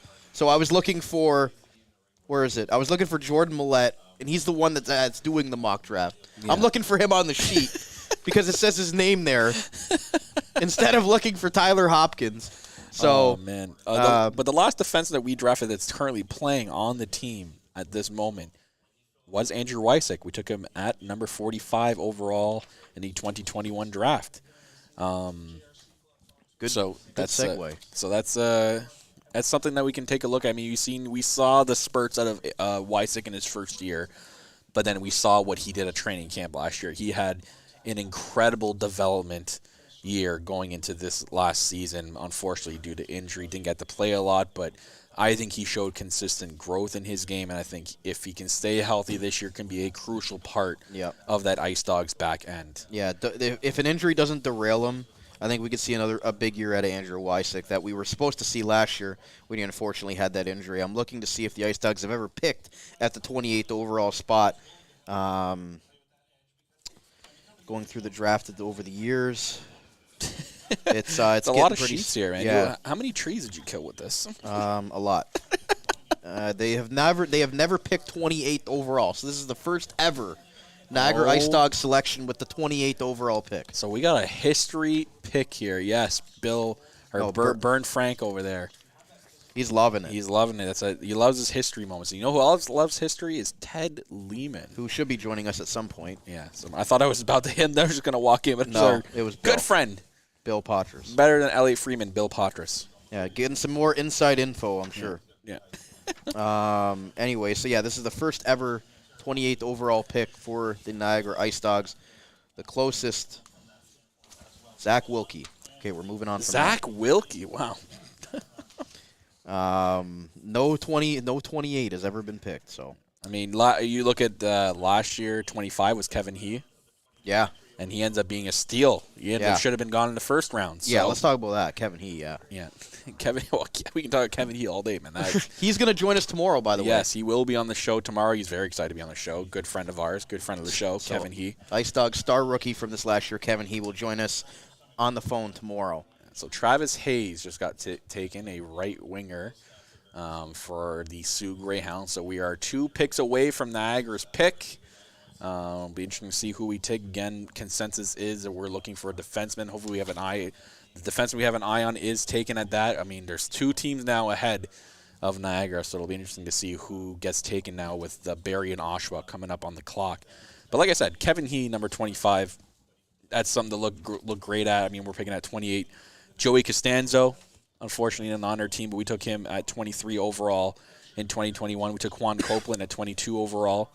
We took Declan Waddick at 39 overall, right? So we saw the year that Declan Waddick had this year. But Joey Costanzo, actually the 3rd goalie right now on Team Canada's under-18 teams. And congratulations to former IceDogs goalie Joey Costanzo. Unfortunately, his playoffs came to a crashing halt with the Windsor Spitfires as the top seed in the OHL going out in the first round, getting swept by the Kitchener Rangers. Yikes. That was sure something. But oof. 27, Alec Leonard. I mean, for the quick spurt that he had with us, he looked all right for 27th overall pick. Now, he plays for London. Dylan Robrick, 45th overall in 2020. There you go. But yeah, so I mean, this pick could be a great pick. Could be a silver lining pick. Even the picks afterwards. Jaden Newton, a defenseman. Was that a defenseman that just got taken, or a center? Didn't really get to see there. He was at the combine. I know that. Do you have any scouting report on Jaden I do not. Newton? Okay. I just remember seeing the name. Okay. And the Newton is that how you're? Yeah, I remember some of the last names for sure. Jaden Newton. I mean, I can't expect you to remember every single person. It was hard to keep up at times with who was on what team, and all the kids they're all like young kids. They all look the same to me. So can't say that I have an expert scouting report on the kid, but yeah. It's crazy that Anthony Stewart is on this, by the way, from Hockey Night in Canada. It's crazy to say that from Hockey Night in Canada, Anthony Stewart. But yeah, a lot of great picks at the 20, even the last two drafts. Kevin He, Juan Copeland, and Joey Costanzo. So this could be a big impact player for the Niagara IceDogs, even with this coming pick. Okay, so the Niagara IceDogs are technically on the clock if you're looking at the priority selection. Okay. Oh wait, that is the wrong song. Ted's not here yet. There you go.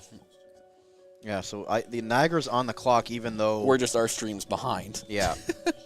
So Isaac Ravel was taken, the goaltender for the Oshawa Generals from the Southern Tier Admirals. You got to think from the Southern Tier Admirals. It's Dryden Allen's team, maybe. But you got to think our defenseman's here. Dryden Allen. It's got to be. It could be him. We'll see. But you probably should just refresh the page because it'll probably be up there before it gets on the. It'll probably go up there before it gets on the clock, really, or on the TV. So when you tell me, I'll hit the pick is in button. Cameron Reed is the next available defenseman according to the McKean's list from Rochester in the USA. Isaac Gravel, goalie. So that's the second And goalie taken. There it is. And the pick is in. Artem Frolov from the Vaughan Kings. Artem Frolov. And position? The left defenseman. Left defenseman. Okay, so the defenseman is chosen. So 6 foot, 184 pounds from the Vaughan Kings. He was at the combine. He scored a few goals during that combine. I remember live tweeting about him. So Artem Frolov, left defenseman. Yeah, with us taking a defenseman, you got to think that that's most likely. Well, we'll probably hopefully get confirmation from Darren DeDobler. But you got to think that that's probably the defenseman that they had their eye on. For this pick, so yeah, I mean, great. We got a defenseman. We were talking about it, up to this point of filling in a defensive spot. Now we got one with Frolov, and I'm trying my best to find a scouting profile here. I don't know if I just passed it. Artem Frolov. But you said you saw him and he scored a couple of goals at the combine. He did. I mean, so as a defenseman, that's I guess that's okay to hear. Jumps in on the rush. So yeah. So basically, would you say more of like an offensive defenseman? I mean, from just the combine, I'm not going to say that he was just an offensive type of player, but I think that's what kind of they're looking for. So Artem Frolov. Wonder if it's any relation to Alex Frolov, but from the Vaughan Kings and. Projected, I guess, on this one sheet, top 40 talent in the OHL draft. Like you said, from the Vaughan Kings, 6 foot, 182 pounds. We'll see. We'll see how this. They're just picking now on our screen. Well, they're a little bit late. Yeah, we already knew, but the stream's behind. But you can see there his stats up there. There it 7 is. goals, 24 assists. From Toronto, Ontario. 24 points total. Sorry. Yeah. According to Colin Ward, he's a steady Eddie D man. Not a flashy guy, but it's what Niagara needs. Wins battles, gets pucks out. Thank you, Colin. That's from the OHL and 60 podcast for that quick analysis of Artem Frolov. That's exactly what we need a defenseman for. He's right on that one. That's exactly what they need in this organization. and a guy that's going to fit in that defensive core right now to help out, again, a lot of the young players. I mean, he is a young player, but to fill into the spots that they need in that defensive core. And like we said, not counting out that there's potential of, them trading for an offensive overage defenseman, overage forward, bringing some more veteran leadership. So, I mean, we don't have a lot of we have that draft profile from Owen 60 podcast. Thank you for that. But other than that, I'm happy that we got a defenseman at least. So 2 forwards in defense, and technically with those 3 picks, time will tell. But so far, I think this is a pretty successful draft so far. Yeah, I mean, we said that the defense, they took 2 forwards with the first 2 picks. D would have to be next, and I think we're going to be joined before he takes off to another endeavor. The host of the Niagara Sports Report and the Niagara IceDogs public address announcer, that would be Mr. Rod Mahood. And Sorry, Rod.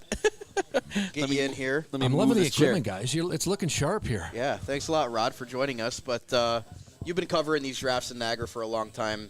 Initial thoughts on taking those 2 forwards with the first 2 top 5 picks, and then now getting the defenseman and Artem Frolov. Well, I'm glad they went to the blue line here. Obviously, we know, you guys have been discussing it for the last hour or so when I've been listening in here, that they needed a defenseman with who they're losing.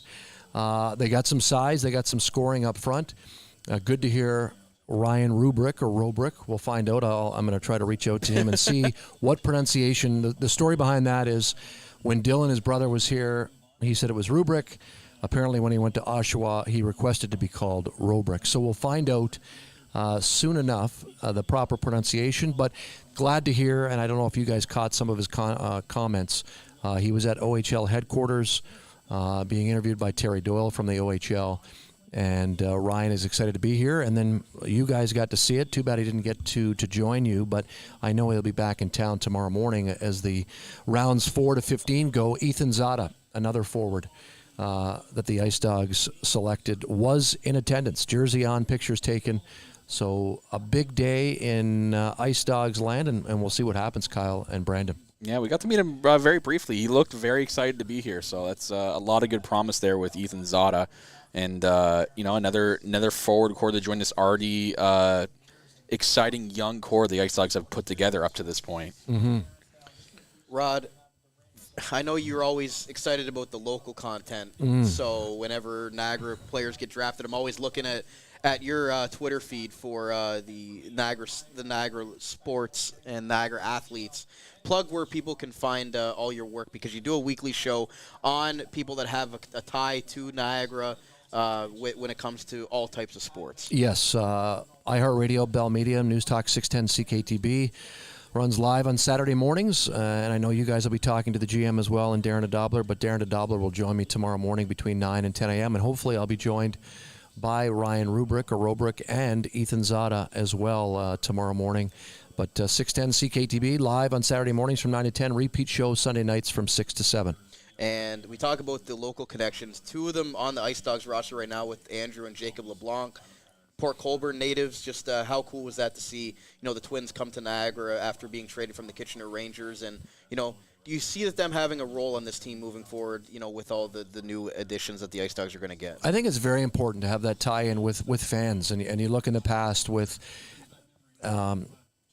Alex Friesen from Niagara-on-the-Lake, Anthony DeFruscia from Thorold. You have to have that local content, and glad they did that. And I thought you were going to lead to Isaac Gravel there. Fenwick represented with the first goaltender with Southern Tier going, and obviously Dryden Allen. And I had a chance to speak with Dryden Allen before, obviously with Team Ontario. I'm hoping he'll be selected soon, or maybe he'll wait and see. I think the interesting thing there, and I spoke with his dad. His dad played NCAA. Oh. So you just wonder, and his dad is the goaltender scout for the Seattle Kraken, and used to be the goaltending coach with the Kraken, and of course our Buffalo Sabres, Brandon. Right. So Andrew Allen is the father. Dryden Allen is a defenseman, another Southern Tier player, so we'll see where he's selected as well. And you look at the drafts over the years, Rod, some of the greatest IceDog players of all time, some of them might not even go in day one. So how much stock do you put into, you know, those mid to late round picks and hoping that those guys develop into OHL players, not just the guys that we'll see taken today in the top 3 rounds? No, a good point. And I think all these players, and you think that they're only 15 and 16 years old, and some of them have their days or nights ruined not being selected. And one player that I think of in particular is Mitchell Thierret, who went on to obviously be drafted in the NHL. 8th round selection by the IceDogs.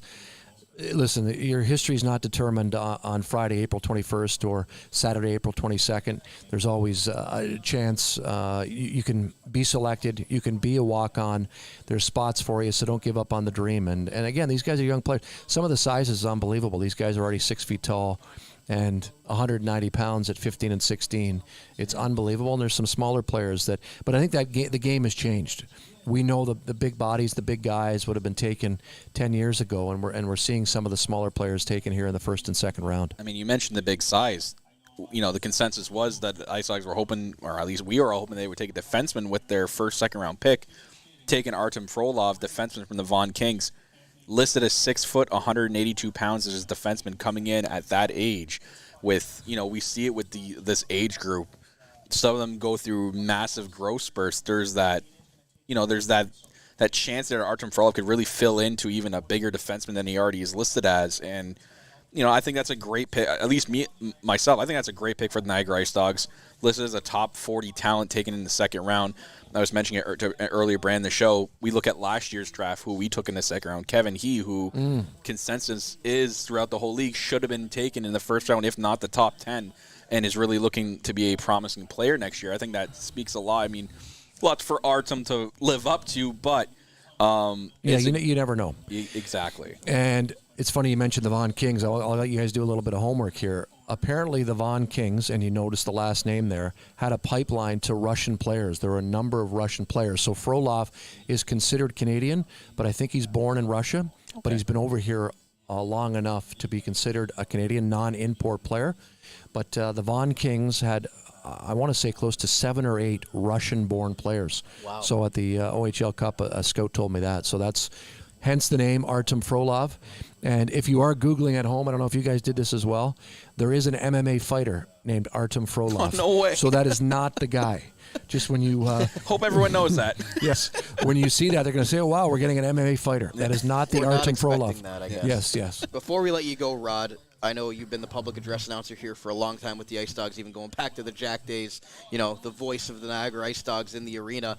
But from what you've seen from the IceDogs, the last couple years have not been, you know, what the community and what everybody expects from this team after making the playoffs since their inception here in Niagara, and wanting to get back to that. So what have you seen from the progression for some of these players and the players that they're going to bring in, and possibly some trades in the offseason with some teams that might try to unload some overagers? How quickly can you see this thing turning around for the IceDogs and making them into a team that Niagara will be just dying for, as far as wanting to see them play postseason hockey again? Listen, you don't have to. You just have to look at the numbers, and if you add playoffs in with Ryan Brubrick, he had, I think, over 100 points this year. Brady Martin, kind of in the second half of the season, you guys said that as well, maybe took over. But there's no doubt in my mind that Ryan Rubrick can make an immediate impact with the IceDogs. Ethan Zada, I wouldn't call him a project. I mean, because obviously he was selected on some draft boards later in the 1st round, early in the 2nd round. He's got the size, he's got the attitude. The scouting department did their homework in that. He's going to have every opportunity to make the club, but I heard Bill Patras earlier say too, there's some players that might need a year in Junior B or in Tier 2 before they make the jump to the IceDogs. But I'm guessing Ryan Rubrick will for sure make an impact with the IceDogs coming up here in 2023. Rod Mahood from the Niagara Sports Report and the PA announcer of the Niagara IceDogs. Thanks a lot for coming on and talking with us, Rod. And I'm sure we'll talk to you again soon in the off season. But great work as always, and we're always looking at you as one of the go-to guys here in Niagara. Thank you, guys. Great work, and appreciate it greatly. Thanks a lot, Rod. That's Rod Mahood from the Niagara Sports Report. Every single week here on 610 CKTB, and as well the public address announcer for the Niagara IceDogs. And also, does our intro for our Exactly. podcast. First voice you hear when you hear our intro. Exactly. Besides that, eggs I forgot to upload into the board. That was my fault. But Guelph had 2 picks there, and they took your boy Will McFadden at number 2, or I guess Number our second, 31. number 31, but their second round pick. You had a big scouting profile on him at the combine. Yeah, he blew the on ice testing out of the water. He was top 1 to top 3 every single competition that they did, every single drill. Will McFadden was, if not at the top, in the top 3 at the very worst. So And then back to back here. Now Dryden Allen gets taken. Everyone wondering in the chat there. Cole, Flint just took Dryden Allen with their second round pick. This was in a lot of mock drafts, IceDogs' 5th overall pick. Big defenseman, very tall defenseman. We'll see where how he does for the Flint Firebirds, who I think that's a steal with the 32nd pick. They had a very exciting series with the Saginaw Spirit, the Battle of Michigan, where all the OHL Michigan fans were excited to see. I mean, that's good to see them, right? That's as if the Niagara IceDogs and Bulldogs had a playoff series, right? Which, even though they're in Brantford now, I'd still consider that still a QEW rivalry, right? So I mean, IceDogs still have another pick coming up here in the 3rd round. We'll see where they go with that pick, but like Ross said, that was a really cool thing to say to talk about the Vaughan Kings. I didn't know that. That's very, very interesting and interesting. Kind of like a little cool tidbit for Frolov with the Niagara IceDogs, right?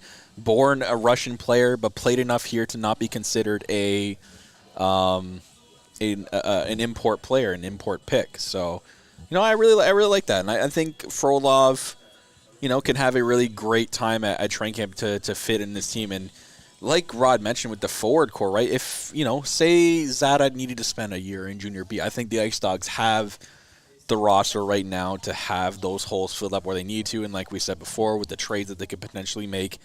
Or, you know what?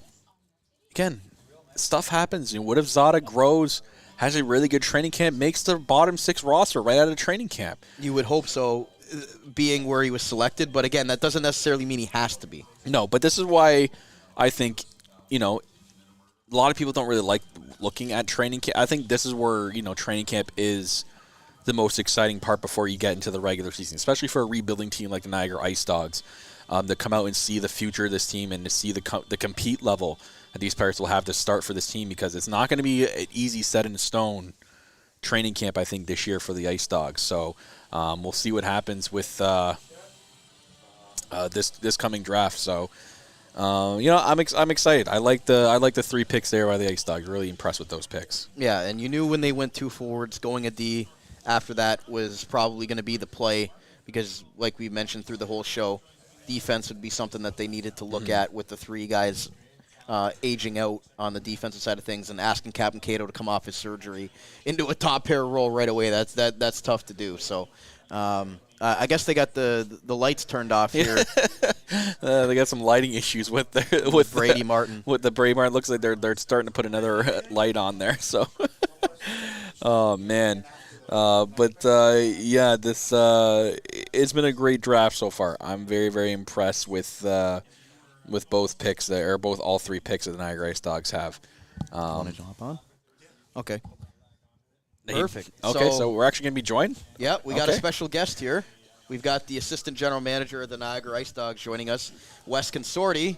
Wes, thanks a lot for being able to come on while the draft's going on, and exciting adding 3 new players to your organization. Yeah, we are ecstatic adding who we've added today and tonight. These guys are going to be able to step in and play right away, and we're excited to have them. I know there was some talk about, Martin or Rubrick, one of those 2 forwards were really 1A, 1B type thing. What stood out for you with Ryan Rubrick? I know he just missed out on being granted exceptional status last year. He was going for it with Michael Misa. What was it that you liked from Ryan Rubrick this year that made you want to select him 2nd overall? Ryan has elite talent for his age group. He's proven that his entire life. He is a player that is a total game breaker. He's a player that will elevate anyone he plays with. Ryan's been a top '07, born player for the last 3 years in all of Canada. We're just beyond thrilled to have Ryan in an IceDog jersey, and we're very fortunate to be a part of his journey of being a great hockey player and a great person off the ice. And Wes, I want to ask this to kind of nip this in the butt for the fans wondering, was there any inkling at all about any sort of commitment with Ryan Rubrick coming to Niagara, and how excited is he to be a Niagara IceDog, just like his brother Dylan was when he was drafted back in 2020 and getting engraved here in the Niagara community? Zero issues. No issues. Ryan's been our guy the entire time, and Ryan is super excited to be here. He's super excited to get on the ice. He's more than thrilled to be a part of our group. Like I said, we're just very fortunate that we're a part of his journey, and he is an elite hockey player, and he's going to do wonderful things here. Yeah, we can't wait to see him here in Niagara. Moving on, the 5th overall pick, Ethan Zada. He was at the OHL Combine. I got to see him a little bit, but what did you and your scouting staff really like out of Ethan Zada to select him 5th overall? Ethan's been hiding in plain sight the entire year. He's a 200-foot player. He wins faceoffs. He kills penalties. He scores goals. He's a very high IQ hockey player. He fits exactly what we need. He's a great person off the ice. We've been targeting him all year, and again, we're very fortunate that we're going to be a part of his hockey journey. And then taking 2 forwards to kind of fill out the depth there on the forward side of things. In the second round, you go with Artem Frolov on the defensive side of things. 3 guys aging out there on the D-core with Jesus, Rebo, and Keane. So taking a defenseman to add depth to that position, how key is that, and how much are you looking forward to adding more to that D-core in the offseason? Yeah, Frolov's game ready. He can play tomorrow. He's got a high skill set. He's physically ready to play in our league. He's going to provide steady defense. He plays proper defense, and he's a player we were targeting all year, and again, very fortunate to get him. Assistant General Manager Wes Consorti joins us on the line. Kyle, do you have any questions for Wes? I mean, I love the pick with Artem Frolov. I mean, you said the size too, 6 foot, 182 pounds coming in at his age, and I said the same thing with Ramo Hood. These players coming in from the OHL draft, they have that tendency to have growth spurts in the next couple of years. You have a guy coming in with Frolov at 6 foot, 182 pounds. He's going to grow. He's going to grow into an exceptionally big-sized defenseman. That's going to be a key part to fill in the role on the defensive side of things. So I really love that pick too. And from what we got out of the scouting report from Rob Mahood, I think that was a very exceptional pick. No, we're just he's game ready. He can step in right away. He plays proper defense, and that's very important in our league.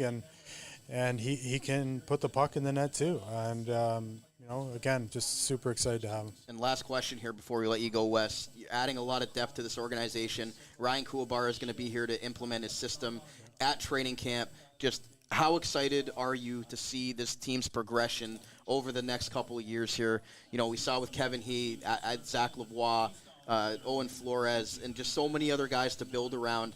Now bringing in some other top end talent, not only today but tomorrow as well with the other rounds. Just how exciting of a time is this as Niagara wants to build back up the standings here? No, it's a great day to be an IceDog today. It's a great day for everyone in our organization, and order's been restored in Niagara, and we're ready to go and give the fans a exciting team, and we're thrilled for what we got right now. Assistant GM of the Niagara IceDogs, Wes Consorti, thanks a lot for joining us and taking the time out of the draft room. I know you're excited about golf season coming around the corner as well, but excited for hockey season next fall as well. Yeah, a lot of golf. Thank you. Thanks a lot, Wes. Assistant GM Wes Consorti joins us on the line. Good stuff there, Kyle. We heard it from Wes about the 3 picks tonight. It's exciting. Like it's honestly exciting. I think these 3 players are going to do great things for the Niagara IceDogs. And it's great to hear that Ryan Rubrick, it's a consensus pick all this time. A guy that was, speaking of consensus, I say that word a lot, but speaking of consensus, the number 1 overall pick throughout most of this year, right? Obviously, we saw Schaefer jump up in the later part of the year, but most of the year was Ryan Rubrick. To get a guy that was projected number 1 overall at number 2 is, I think, a great thing. We had a good friend of ours, Tyler Jones, in the chat ask if he was Alex Frolov's child. He was not. He is not. Artem Frolov, unfortunately, is not. Probably somewhere in the family tree, maybe, of the Frolovs. There's a lot of them. That's great to hear. That's especially coming from assistant GM Wes Consorti with the scouting report of Artem Frolov, a guy that can play tomorrow, right? That's great to hear. The guy that's going to fit into the lineup right away, and the guy that has that 200-foot game, has the high hockey IQ, but the guy that uses his size to his advantage is also good to hear as well. With coming from West there, and obviously talking to the scouts who have scouted him this whole time, and it was cool to hear too about Zada, right?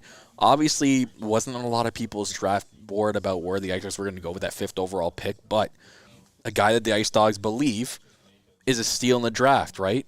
Who else did they think was a steal in the draft last year that they took at Kevin He?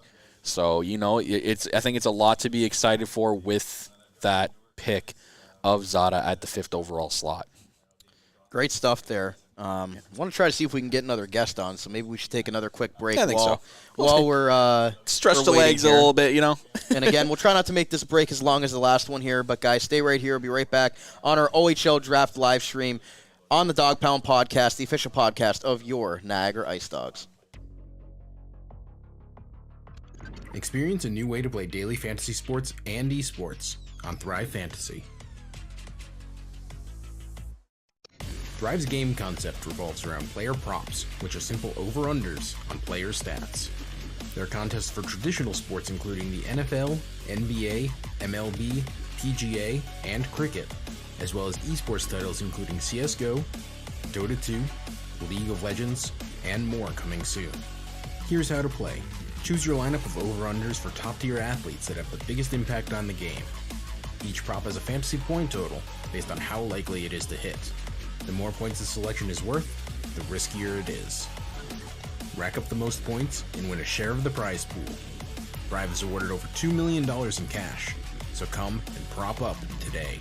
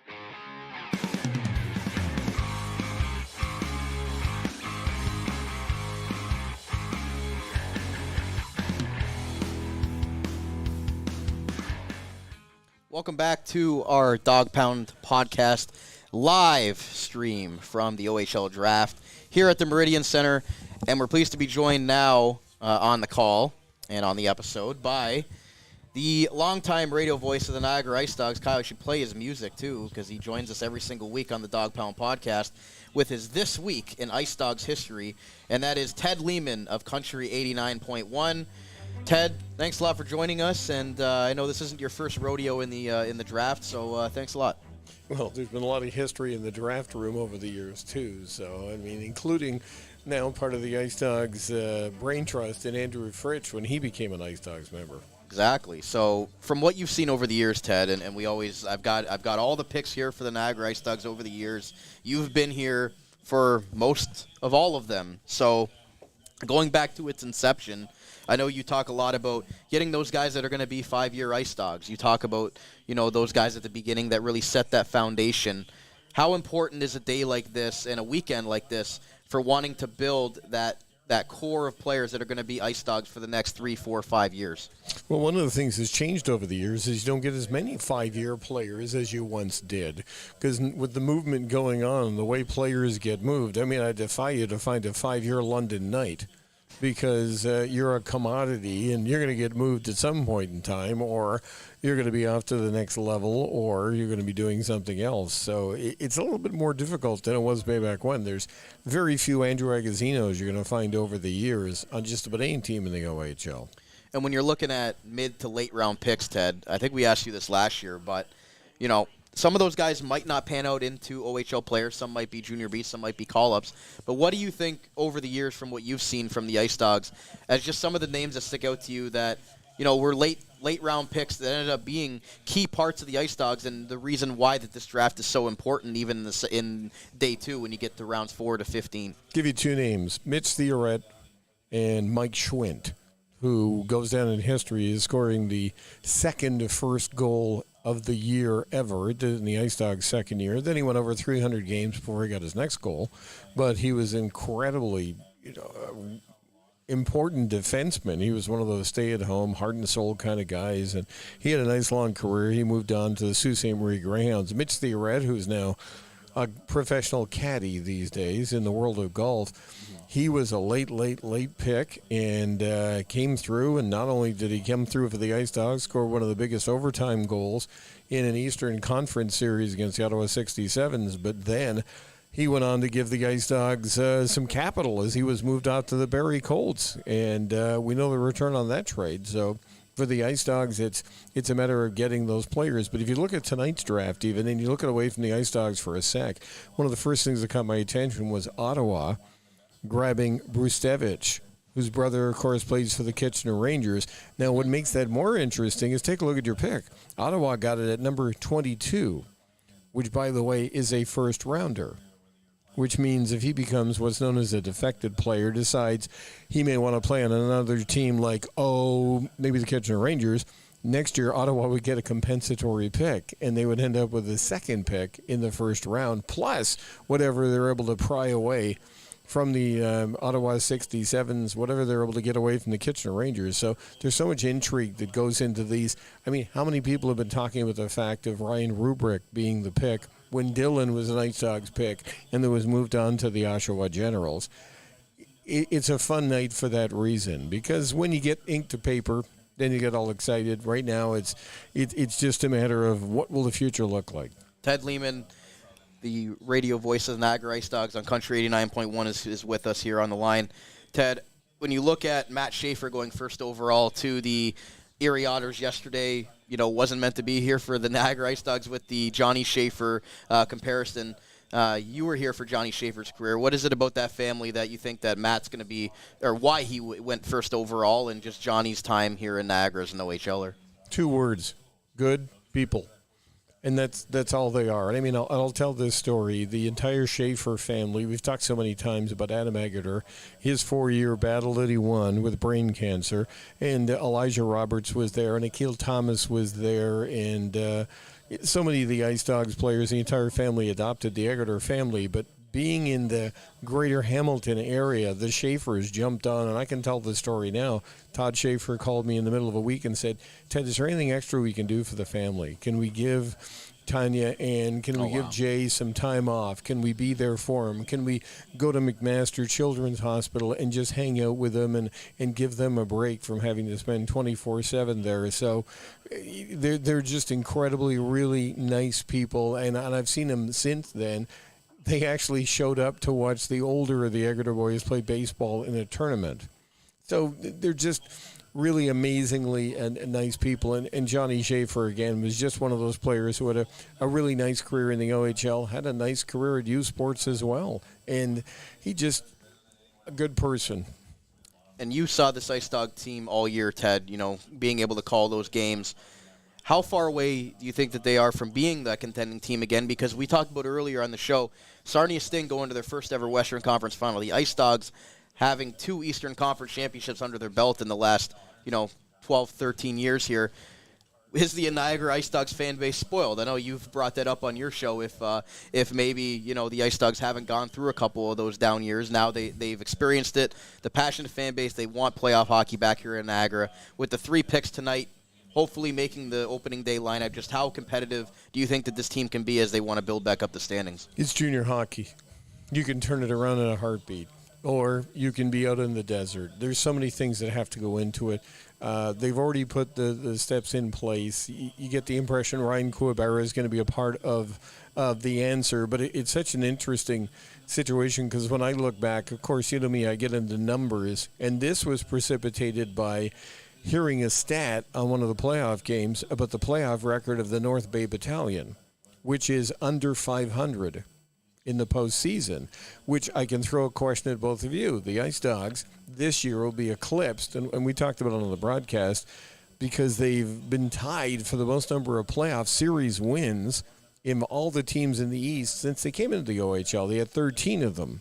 Now, since Marty Williamson was let go, they've had 2 wins since then, so it shows you how things can turn really quickly.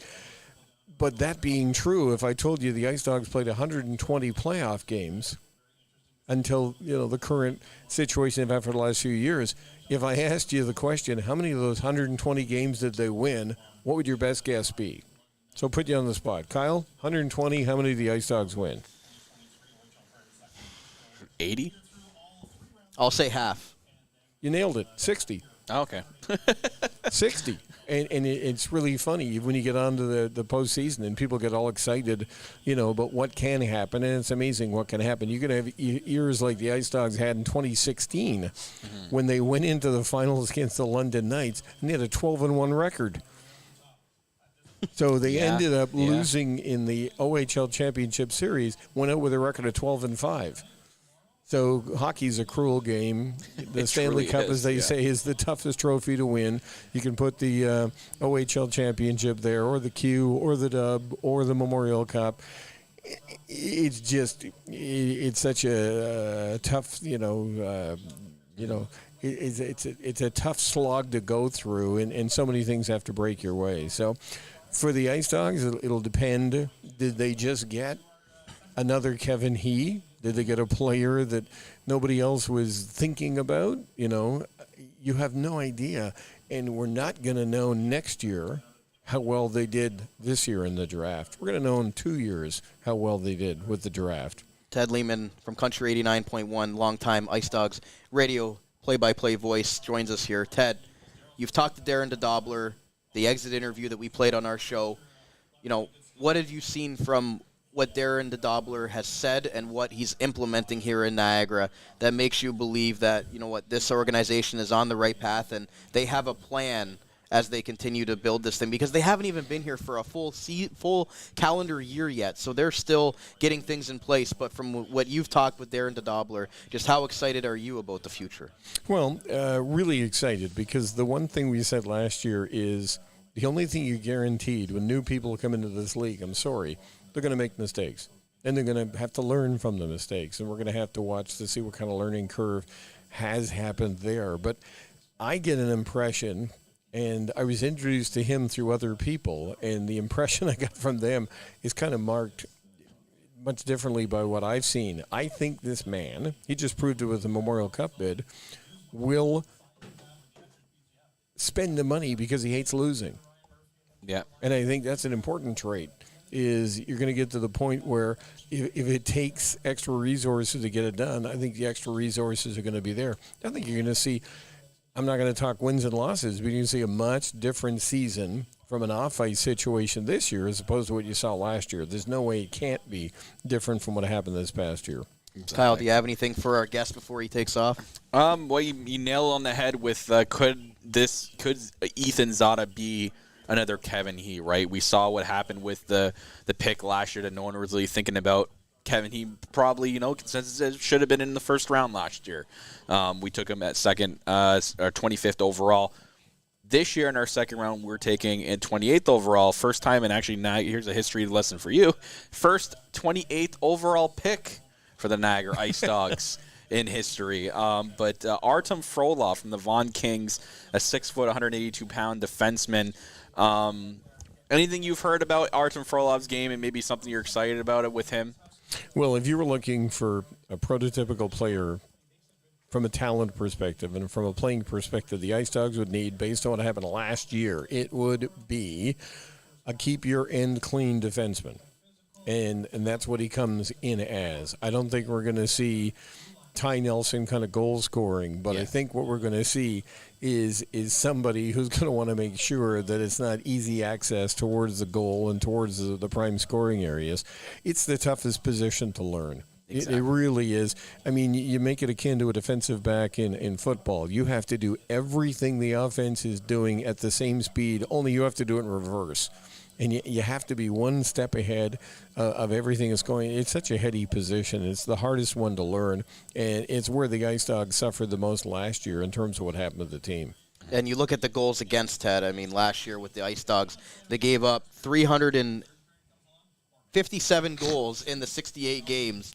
That's a lot of goals to be giving up. And you'd think that they're working on that decor because they have three players aging out in Jesus, Rebo, and Keane. So adding a defenseman, I think, was key. And like you've mentioned to me off air before, during the season, there's going to be some teams that are contending right now that are going to need to unload some overage players in the offseason. And the IceDogs could take advantage of that and acquire a very good overage player, whether that be on forward or defense, to really stabilize whether that's the D-core or the forward core. First time I ever saw it with overagers was when I first met Marty Williamson. And now he wasn't officially the GM back then, but what did Barry end up doing that season? They grabbed two overagers from the Belleville Bulls. He just happened to be on their top line. Mm-hmm. So it's the equivalent if he grabbed Cardwell and Vierling this year, and he grabbed Cameron and Pither, and all of a sudden a Fair to Midland team became a juggernaut. So you can have it happen there. It's a matter of how you play the game, because when you acquire overagers, how much are you giving up? What kind of capital does it cost you to get there? I think that's going to be one of the biggest improvements we're going to see in Darren DeDobler 2.0 this year will be, I think, trades that are going to be made and how they're going to be made. Because if you look at even just the one move that got made in this draft, trading a draft pick to get one in 2026, if you look at a 2026, I think there's 8 picks coming up in that draft. And, oh, by the way, 2026 is the next year you're going to be looking at a Memorial Cup bid. Yeah, exactly. And even the year before, 2025, there in the first couple of rounds, you got 1, 2, 3, 4, 5, 6, 7, 8, 9, 10 picks in the first 5 rounds. So I mean, it's capital. Yeah, it's capital, and it's the reason why. Again, I'm just switching sports. Why Major League Baseball teams set up a great farm system, so when it comes time to go for it, you can give up some players that haven't proven anything at the major league level, and you can get major league players for them. So it's really this, other than calling the games, this is my favorite time, is watching what goes on at the draft. So far it's been pretty tame. I'm looking forward to some fun tomorrow. I think they had a plan. I think they knew what they were going to go do, and I think they've accomplished what they want to do. Agree, disagree, that's the fun part about this game. You can sit back and have a good time with what they've done. But just watch what goes on when you get into day number 2 tomorrow, when they start lobbying for the players that a particular scout is going for as opposed to another scout, unless they've all calmed down. I don't believe that. It's the greatest kind of shopping experience you get in hockey, is watching these guys go at it. A great dynamic for sure. And speaking of day 2, Ted, hopefully we can have you back on tomorrow for some analysis. It's going to be another long day for the second portion of the OHL draft. So So thank you very much to Ted Lehman, the Ice Dogs radio voice on Country 89.1. Ted, thanks so much for doing this, and we look forward to talking again. And thank you for all season long with your This Week in Ice Dogs history segments. It was Kyle's favorite part of every single week, and I know a lot of our listeners really enjoyed going back in time and reliving some of those great moments as to why we all love the Niagara Ice Dogs. Well, we're into the middle of some great history right now, and right now for this season, all we got is history. Exactly. Thank you, Ted. Much appreciated. Glad to be. There was Ted Lehman, the radio voice of the Ice Dogs on Country 89.1. Every single game broadcasted live there, and they just signed their extension as well, so they will be moving forward as the radio broadcast for the Niagara Ice Dogs. So congratulations to Ted and Country 89.1. Kyle, was there anything that Ted mentioned that was intriguing to you as far as a takeaway? Even just at the end there, like I'm thinking about, like, we're talking about tomorrow, right? Yep. We're talking about the late round picks. You know, the Ice Dogs in the last year or two really haven't had a lot of luck in the late round picks with players that are on the team currently. But if you're looking at years prior, you're looking at I'm going back to like 2019 and beyond. You're looking at players like Anthony Agustinelli coming in at 159th overall in the 2019 draft. We saw little spurts out of Lucas Littlejohn at 222nd overall back in the 2020 draft. Going farther than that, Josh Rosenzweig was a 119th overall pick, and we saw how good of a goalie he was at that point in the draft. You know, I'll go on with the list. Jake Uberti at number 72. Tucker Tynan was a 192nd overall pick. A.J. Cook, 296 overall. Mason Howard was 185 overall. So you have the later round picks are not necessarily. I know some players or some people like to just kind of like not pay attention to later round picks. Not even just the OHL, the NHL, but sometimes you can get that steal of a player in late round picks. This is a name from the past. This is going to get you, Brandon. 2016 at 153rd overall, Daniel Singer. Oh, there's a good one. Drafted into the Niagara IceDogs organization. Lucas Terriel, number 224th overall in the 2016 draft. Drew Hunter, number 282. You know what I mean? Like the late round picks, there's names there that could be there that could make and be big impact players, not only in the OHL but specifically for us, the Niagara IceDogs. Keyword value. There's value there. Exactly. Whether that be a player, where they're taken, or whether that be for the organizational depth as well. You look at those late round picks, and like you just mentioned, some of those might even turn into being impact players on an Ontario Hockey League roster and valuable assets to have. Looks like we're getting a break between round 2 and 3. I'm trying to get a few more guests on for us tonight, including a former third-round pick of the Ice Dogs, who's now a part of the coaching staff. That would be cool to have him on during the third round. I think that'd be yeah, that would be sweet. That would be ironic to have him on. So we're gonna take another quick break, guys. After speaking with Ted Lehman, as we move forward here to round 3 on the night. Thank you for sticking with us on the Dog Pound podcast, and we'll be right back after this short break on the official podcast of your Niagara IceDogs. Experience a new way to play daily fantasy sports and esports on Thrive Fantasy.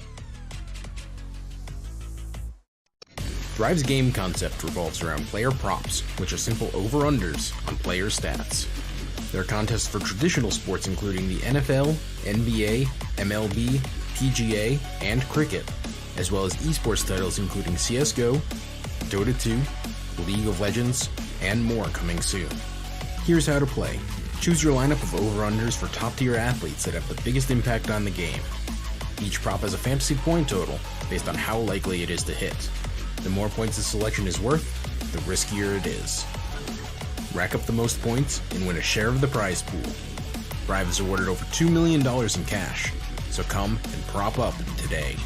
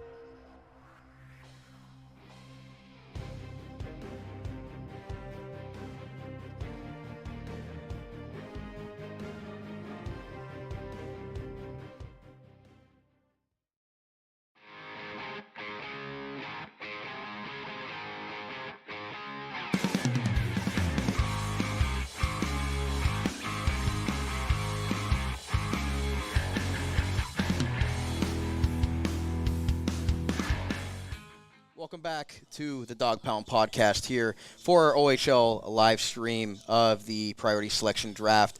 Rounds 1 to 3 here on Friday night. Brandon Caputo and Kyle Lake are back with you here. And we're pleased to be joined by a first-time guest on the show. We're pleased to welcome one of the assistant coaches of the Niagara IceDogs, Mr. Damon Rasico, also known as Doc. Doc, good to have you on the show for the first time. I know you've been here all year, but glad to finally have you on and making your debut for such an important live special here. Thanks, Brandon.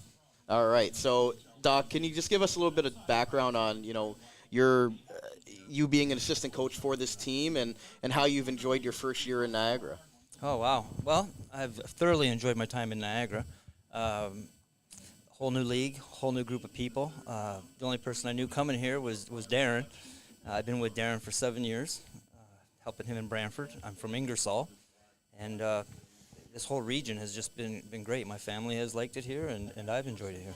And working alongside with Brantford and then coming up here to Niagara, just how was that transition, working as a coach with them and, being familiar with some of the players that ended up getting called up during the season here with Niagara, having that affiliation with Brantford and having so many people that have that Brantford connection. Just how important was that for you as a coach for the players and as well to familiar with some coaches and other people around the organization? Yeah, this year especially was important because we had some transition, not only with players but with coaches. And we were able to bring a Brantford coach here to help us partway through the season, which was a huge asset to us when we needed it. Brantford's a great hockey town, and they're fortunate to get their own team this year. And when you look at this young roster, Damon Rasico, assistant coach of the IceDogs, is with us.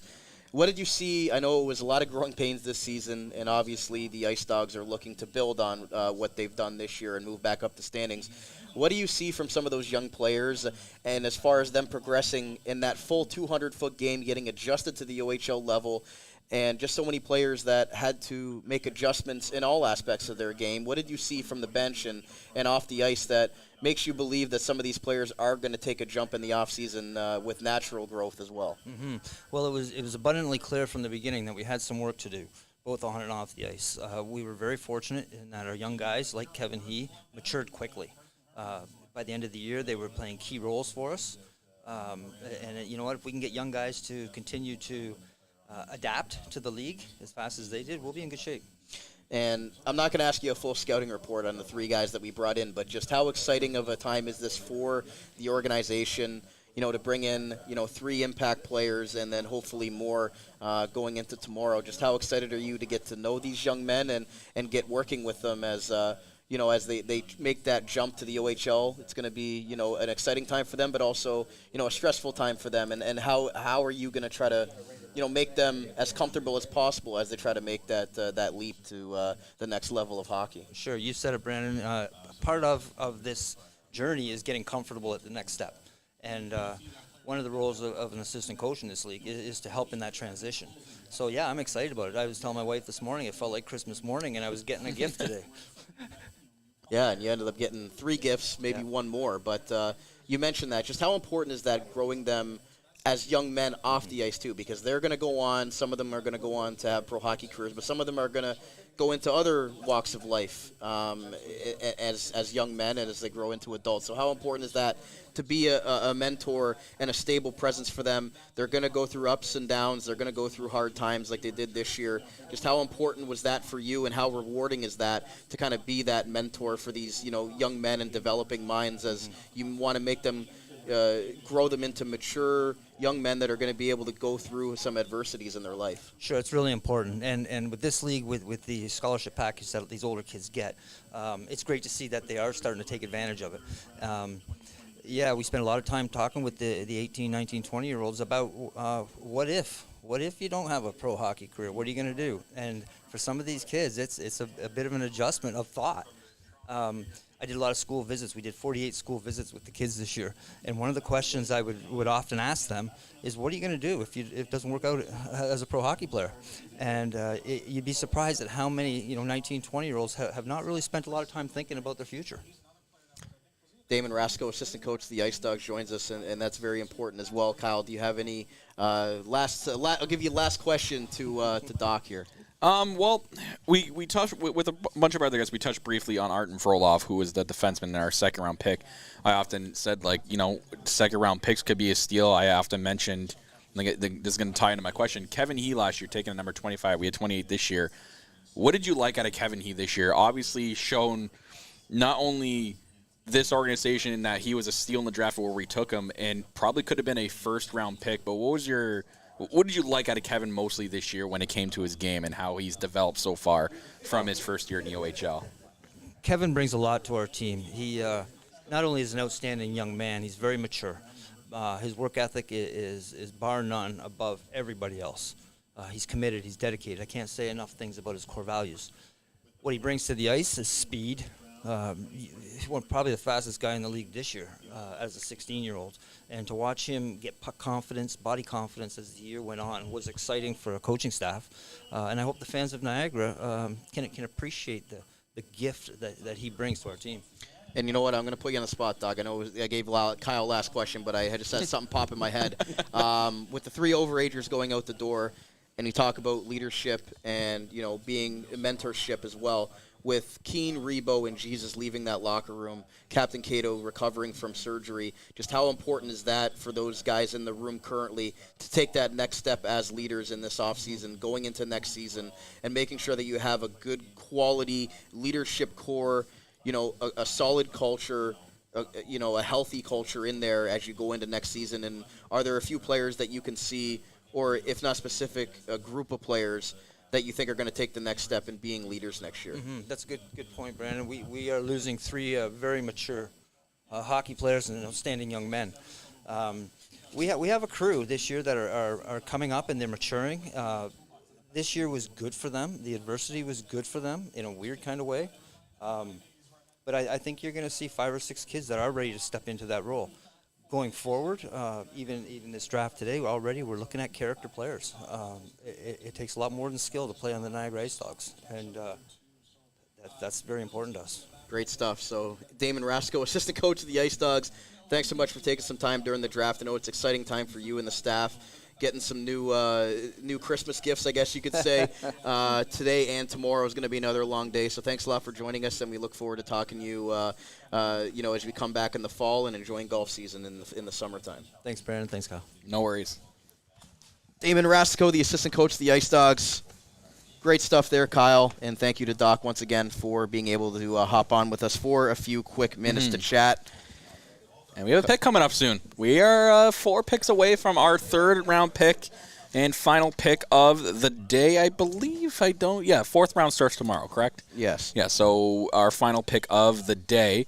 Going to be interesting to see where the IceDogs go with this pick because couldn't tell you where they go for this pick, but it'll be interesting to see who they take and to see what happens with that player, right? Like we said, you never know with the players now after this round. They're either on the team making a big impact in the future or, maybe they go on to something else, right? Maybe they get to the junior B level and that's all. It happens, right? I'm not hoping for it to happen, but other than that, I'm excited to see where they go with this pick. And like Doc said, they did their due diligence with drafting this year. A lot of character players, so. As Kisher's making their pick now, we're 3 picks away from the Niagara IceDogs pick. Maybe. I don't know. We were still behind on the stream. They could have already picked by now, and I don't know. 2 picks away for Niagara. You might as well get the epic music going. Yeah. But this is also going to be another history pick, the first number 50 pick in Niagara IceDogs history. So another first time ever for the Niagara IceDogs. With the 50th overall selection, they acquired this pick in a deal with the Sudbury Wolves. Couldn't tell you what trade it was. But picks get thrown around in the Ontario Hockey League all the time. So it's rare to see somebody actually have their own pick once you get past the first round. Matthias Stark just went to Kitchener Rangers. Not sure if he's related to Tony Stark, Iron Man. I don't know. But Sudbury also took a guy, and I'm not going to try to pronounce his name, from the Sioux Junior Greyhounds. Owen Sound is currently up at 49, and then Niagara will be up with the 50th overall selection and their last pick of the night. We're not going to go off the air right away. We might have a few guests trickle in near the end of the night including assistant coach and former Niagara IceDogs third-round selection Andrew Fritsch is going to hopefully join us after they make the selection. Can't blame them for not. They have to do their due diligence. They're doing their job. We're doing our job. They're doing their job. Exactly. They're in the room next to us. We're in our room here. So Sudbury's making their pick right now. I don't know where we are. You might as well refresh your page too, but because we're watching a live stream in the room. 48 is Sudbury's pick. 49 Owen Sound. 50 Niagara. Okay, so the Owen Sound still hasn't picked yet, but our pick is coming up, folks. The last pick of the first round for the IceDogs. First round. First day. Day one. Day one of the IceDogs. Third round. Yeah. People probably think, what, we haven't picked in the first round yet? No, we're good. For the end of day one, but good stuff from Doc there, Kyle. I mean, just talking about, wanting to develop these guys as young men and them, the coaching staff, being there for them to, hold them accountable and make sure that they're doing the right things on and off the ice. Yeah, it's a big thing, right?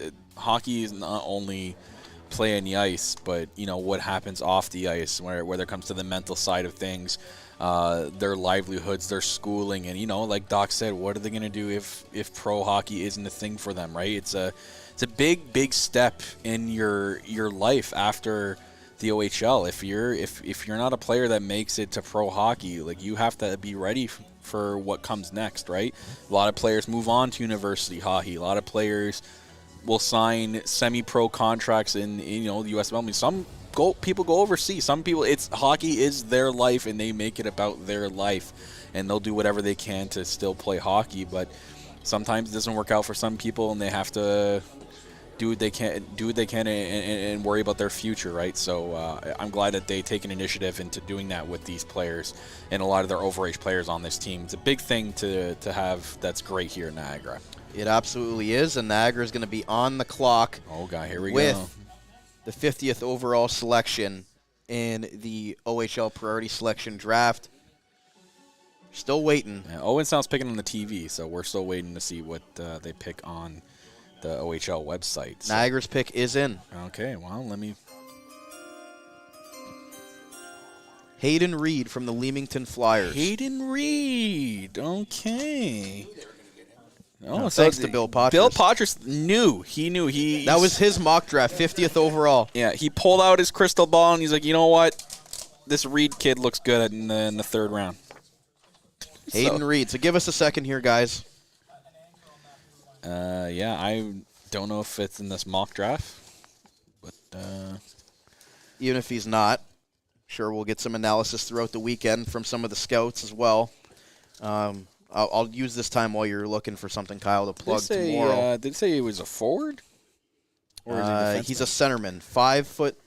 So another centerman. 5'9", 163 okay. from the Leamington Flyers. So, yeah, we'll have to hopefully get a future guest here to give us a little bit of a scouting report on Reed, because I got nothing on my sheet. So, but again, even when you take guys as centermen at the the minor midget level, sometimes they end up becoming wingers at the OHL level. It's just once you get to the higher level, sometimes these guys aren't going to have the 200-foot game to play center at the next level, and sometimes even guys that are centers in the OHL, when they get drafted to the NHL, don't even end up being centers in pro hockey. So we're just gonna say forward for now, Hayden Reed. And we'll kind of see where that goes with that. But third-round picks, those can turn out to be gem types of players. And we'll thought we were saying bye to a couple guests here. All right, read all about it. Thank you, Bern Frank from the St. Catharines Standard. But if we go over third-round picks over the past for the IceDogs, Andrew Wysick, which is a big one that you mentioned, on the decor right now, Bryce Cook, Dylan Robrick, Ryan Struthers. Those guys also playing for the Mississauga Steelheads with Cook and Struthers. Landon Cato, Captain Landon Cato, was a third-round pick in 2019. All right. So there you go. I skipped over him, unfortunately. I don't know how I did that. I wonder if we should let him know tomorrow.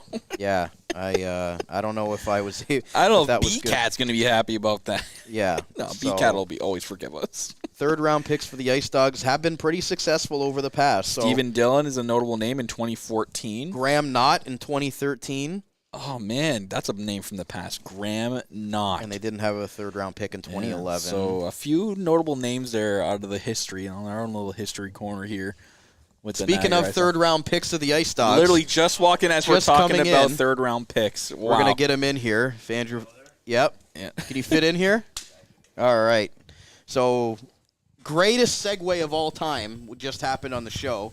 We're pleased to be joined now by the 57th overall pick in 2009 by the Niagara IceDogs, or in the OHL draft, and that was Andrew Fritsch. Thank you very much for joining us, Andrew. And I know you're assistant coach with the IceDogs now, but just how exciting can you even remember what this day was like when you were drafted in the third round back in 2009? Just what was that moment like for you, you know, getting to that next level in your hockey career? Yeah, I mean, first off, thanks for having me, guys. I remember that day like it was yesterday, honestly. So much anticipation, obviously. You kind of dream of that to start. Obviously, every kid dreams of playing in the NHL, but then you start looking towards the OHL, and that's a dream of yours. And then the uncertainty of where you were going to go. And then I just remember Dave Brown and his management staff took a timeout on the pick, and then they called my name. And obviously from there, I was excited to get down to Niagara and meet everybody. And again, I remember that like it was yesterday. So one of the best days of my hockey career. And, you know, as a third-round pick, it's and you look at, you know, day two tomorrow, these players aren't going to be defined to where they're picked. Some guys that are drafted in the first round might not even end up panning out in anything. How much do you let the guys know, you know, no matter where you're picked, to make sure that you come in with the right attitude, that, you know, if you want to work hard enough, you can attain your dream of being an OHL player, even as third-round pick to a 15th-round pick, or even as a top-5 pick in the OHL? Yeah, I think you need that motivation. I'll tell you this, and it was for me, and it's the same for every kid. You always think you're going to go higher, especially in the OHL draft, even the NHL draft. But I can use my example of being a late third-round pick. I didn't think I was going to be a third-round pick. I thought it'd be higher. So you can use that as motivation, and then I guess what I would communicate with them is, again, you got to use that as motivation. It doesn't matter what pick you are. If you come to camp and you work as hard as you can, you earn a spot, you'll get a spot. So I think at the end of the day, you just can control your work ethic and then see what happens from there. Andrew Fritsch joins us right now on the line, the assistant coach of the IceDogs and IceDogs alumni. Andrew, what did you enjoy this year about being back in Niagara, being back in the community, and being an assistant coach and being a mentor for these young men, because you've been through this as an OHL player? Just how much have you enjoyed the experience on and off the ice with the kids and being back in the Niagara community? Well, I've enjoyed it a ton, honestly. I enjoyed my year and 2 months here in Niagara. I met a lot of good people, had a great billet family. I'm still close with them. So that was awesome when I made the decision to join the staff. And then as far as the everyday stuff at the rink, to me, it's the mentorship of the players and giving them little tips and experiences I've been through in the league, good or bad. Just I think you can just have them rely on you and, again, help them any way possible. Then on the ice stuff, I learned a lot as well as a first-time coach in this league. You're a player and you think you know what's going on behind the scenes with the coaching staff, but you really don't. So I was thankful enough to learn under everybody we had here. And, again, I'm still trying to learn as a coach so I can provide these kids, more importantly, any insight, any motivation, any tricks or whatever I need to for them to grow as hockey players and as people. And you played back at the Jack. You didn't get a chance to play here as an IceDog at the Meridian Centre, but just, you know, going back to that old rink, just how exciting, you know, unfortunately the time has come for that rink to, you know, be torn down. But what is something that sticks out to you as probably the best memory back at the Jack, and just wanting this IceDogs team to get back to the playoffs and wanting those great playoff atmospheres that we had in Niagara all those years in the, you know, the 2010s era and back at the Jack? Just looking back on that time, is there something that sticks out to you about, you know, best memories? Yeah, I think for me, first off, what a rink for me to get better in, because it was so small. I came in as a 16-year-old, light, small, just like any other 16-year-old, and you had to make quick plays. So my biggest memory would have been my first OHL game with friends and family there, and I scored the first goal of that season. So to be able to get it out of the way in the Jack, and we all know that rink, loud as hell, great atmosphere, just like it is here at the Meridian, but that's probably my biggest memory from that, is the first game, first goal in front of friends and family, and just the excitement I had, but more importantly, my family had. And then I think we ended up losing that game, but still, that was a good year and great experience to be able to play in that arena. Andrew Fritsch here, Niagara IceDogs assistant coach and Niagara IceDogs alumni. I brought it up with Doc when he was here not too long ago. We took this year in the second round Arden Frolov, second round pick defenseman, 6 foot, 182 pounds. Guy's going to be here to do what he needs to do on the defensive court. But I also mentioned last year's second round pick, number 25, Kevin He, who in all consensus was he should have probably been in the first round last year, and we got him at a steal at 25 in the second round. What did you like out of Kevin He's game this year, now being an assistant coach and able to be that assistant coach to Kevin? And what was some parts of his game that you liked the most? Well, I think the obvious would be his speed, his work ethic, and, of course, his shot. What impressed me the most with Kevin was his maturity off the ice and on the ice as a 16-year-old. Like, that was very impressive. The goals are nice. All the even strength goals. He had 0 power play goals as a 16-year-old, and he went and scored 21 or whatever it was. Right. That's insane to me. So with Kevin just growing and getting more confidence in the league next year, he's obviously a huge piece of our team, and we'll see what happens with him. I don't want to put expectations on him, but he's going to be a very good player in this league for a while, and we're very lucky to have Kevin He as a Niagara IceDog.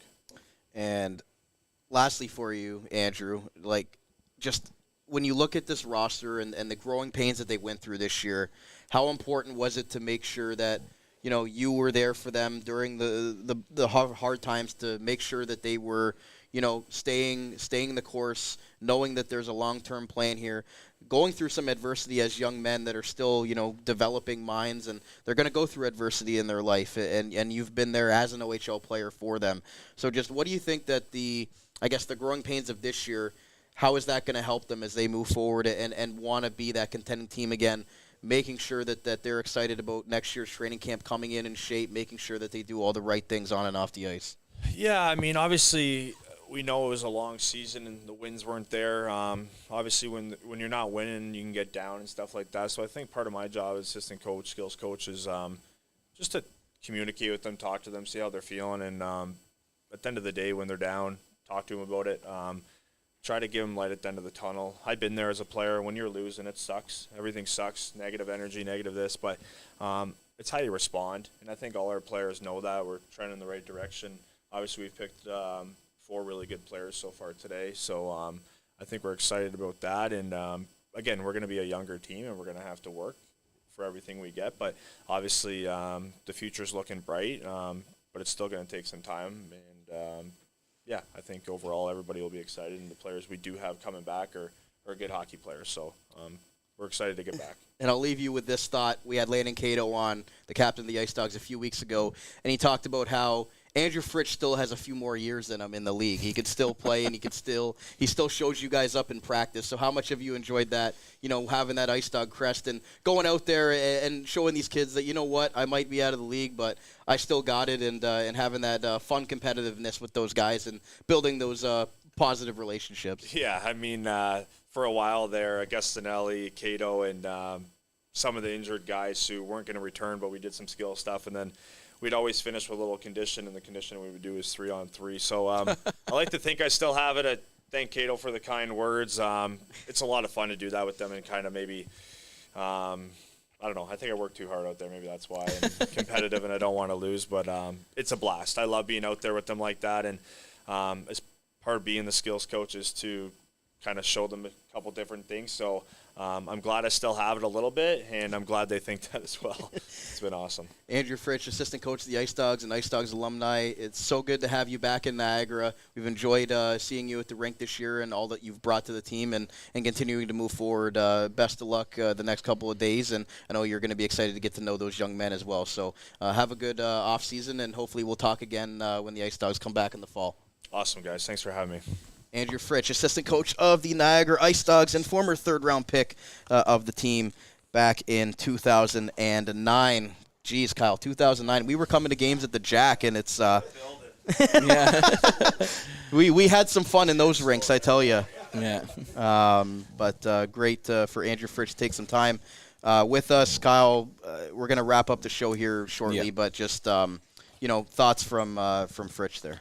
Yeah, man, I remember even watching him back in the day. That's crazy, like how that's come full circle too.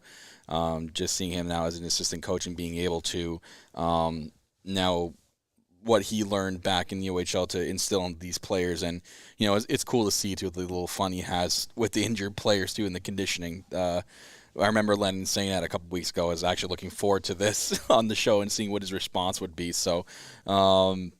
It was really good insight from the assistant coach, and I liked how he's there to. It's almost like he's another veteran leader on the team, right? He's relatable. He's not. He hasn't been out of the league that long, so they feel like they can still go to him as like a big brother figure. Exactly. Yeah. So, guys, to recap, we're almost done the third round tonight, which means done with our coverage here for night one of the OHL live stream of the Priority Selection Draft. Thank you to everybody who's been tuning in for the last almost 2.5 hours here to listen to the IceDogs picks and have some great guests on throughout the evening. Again, stay tuned for tomorrow. We're going to have more great guests lined up. It's going to be another long day. We're going to have some phone guests calling in, and hopefully some more IceDogs staff are going to join us to talk about some of the picks tomorrow for rounds 4 through 15.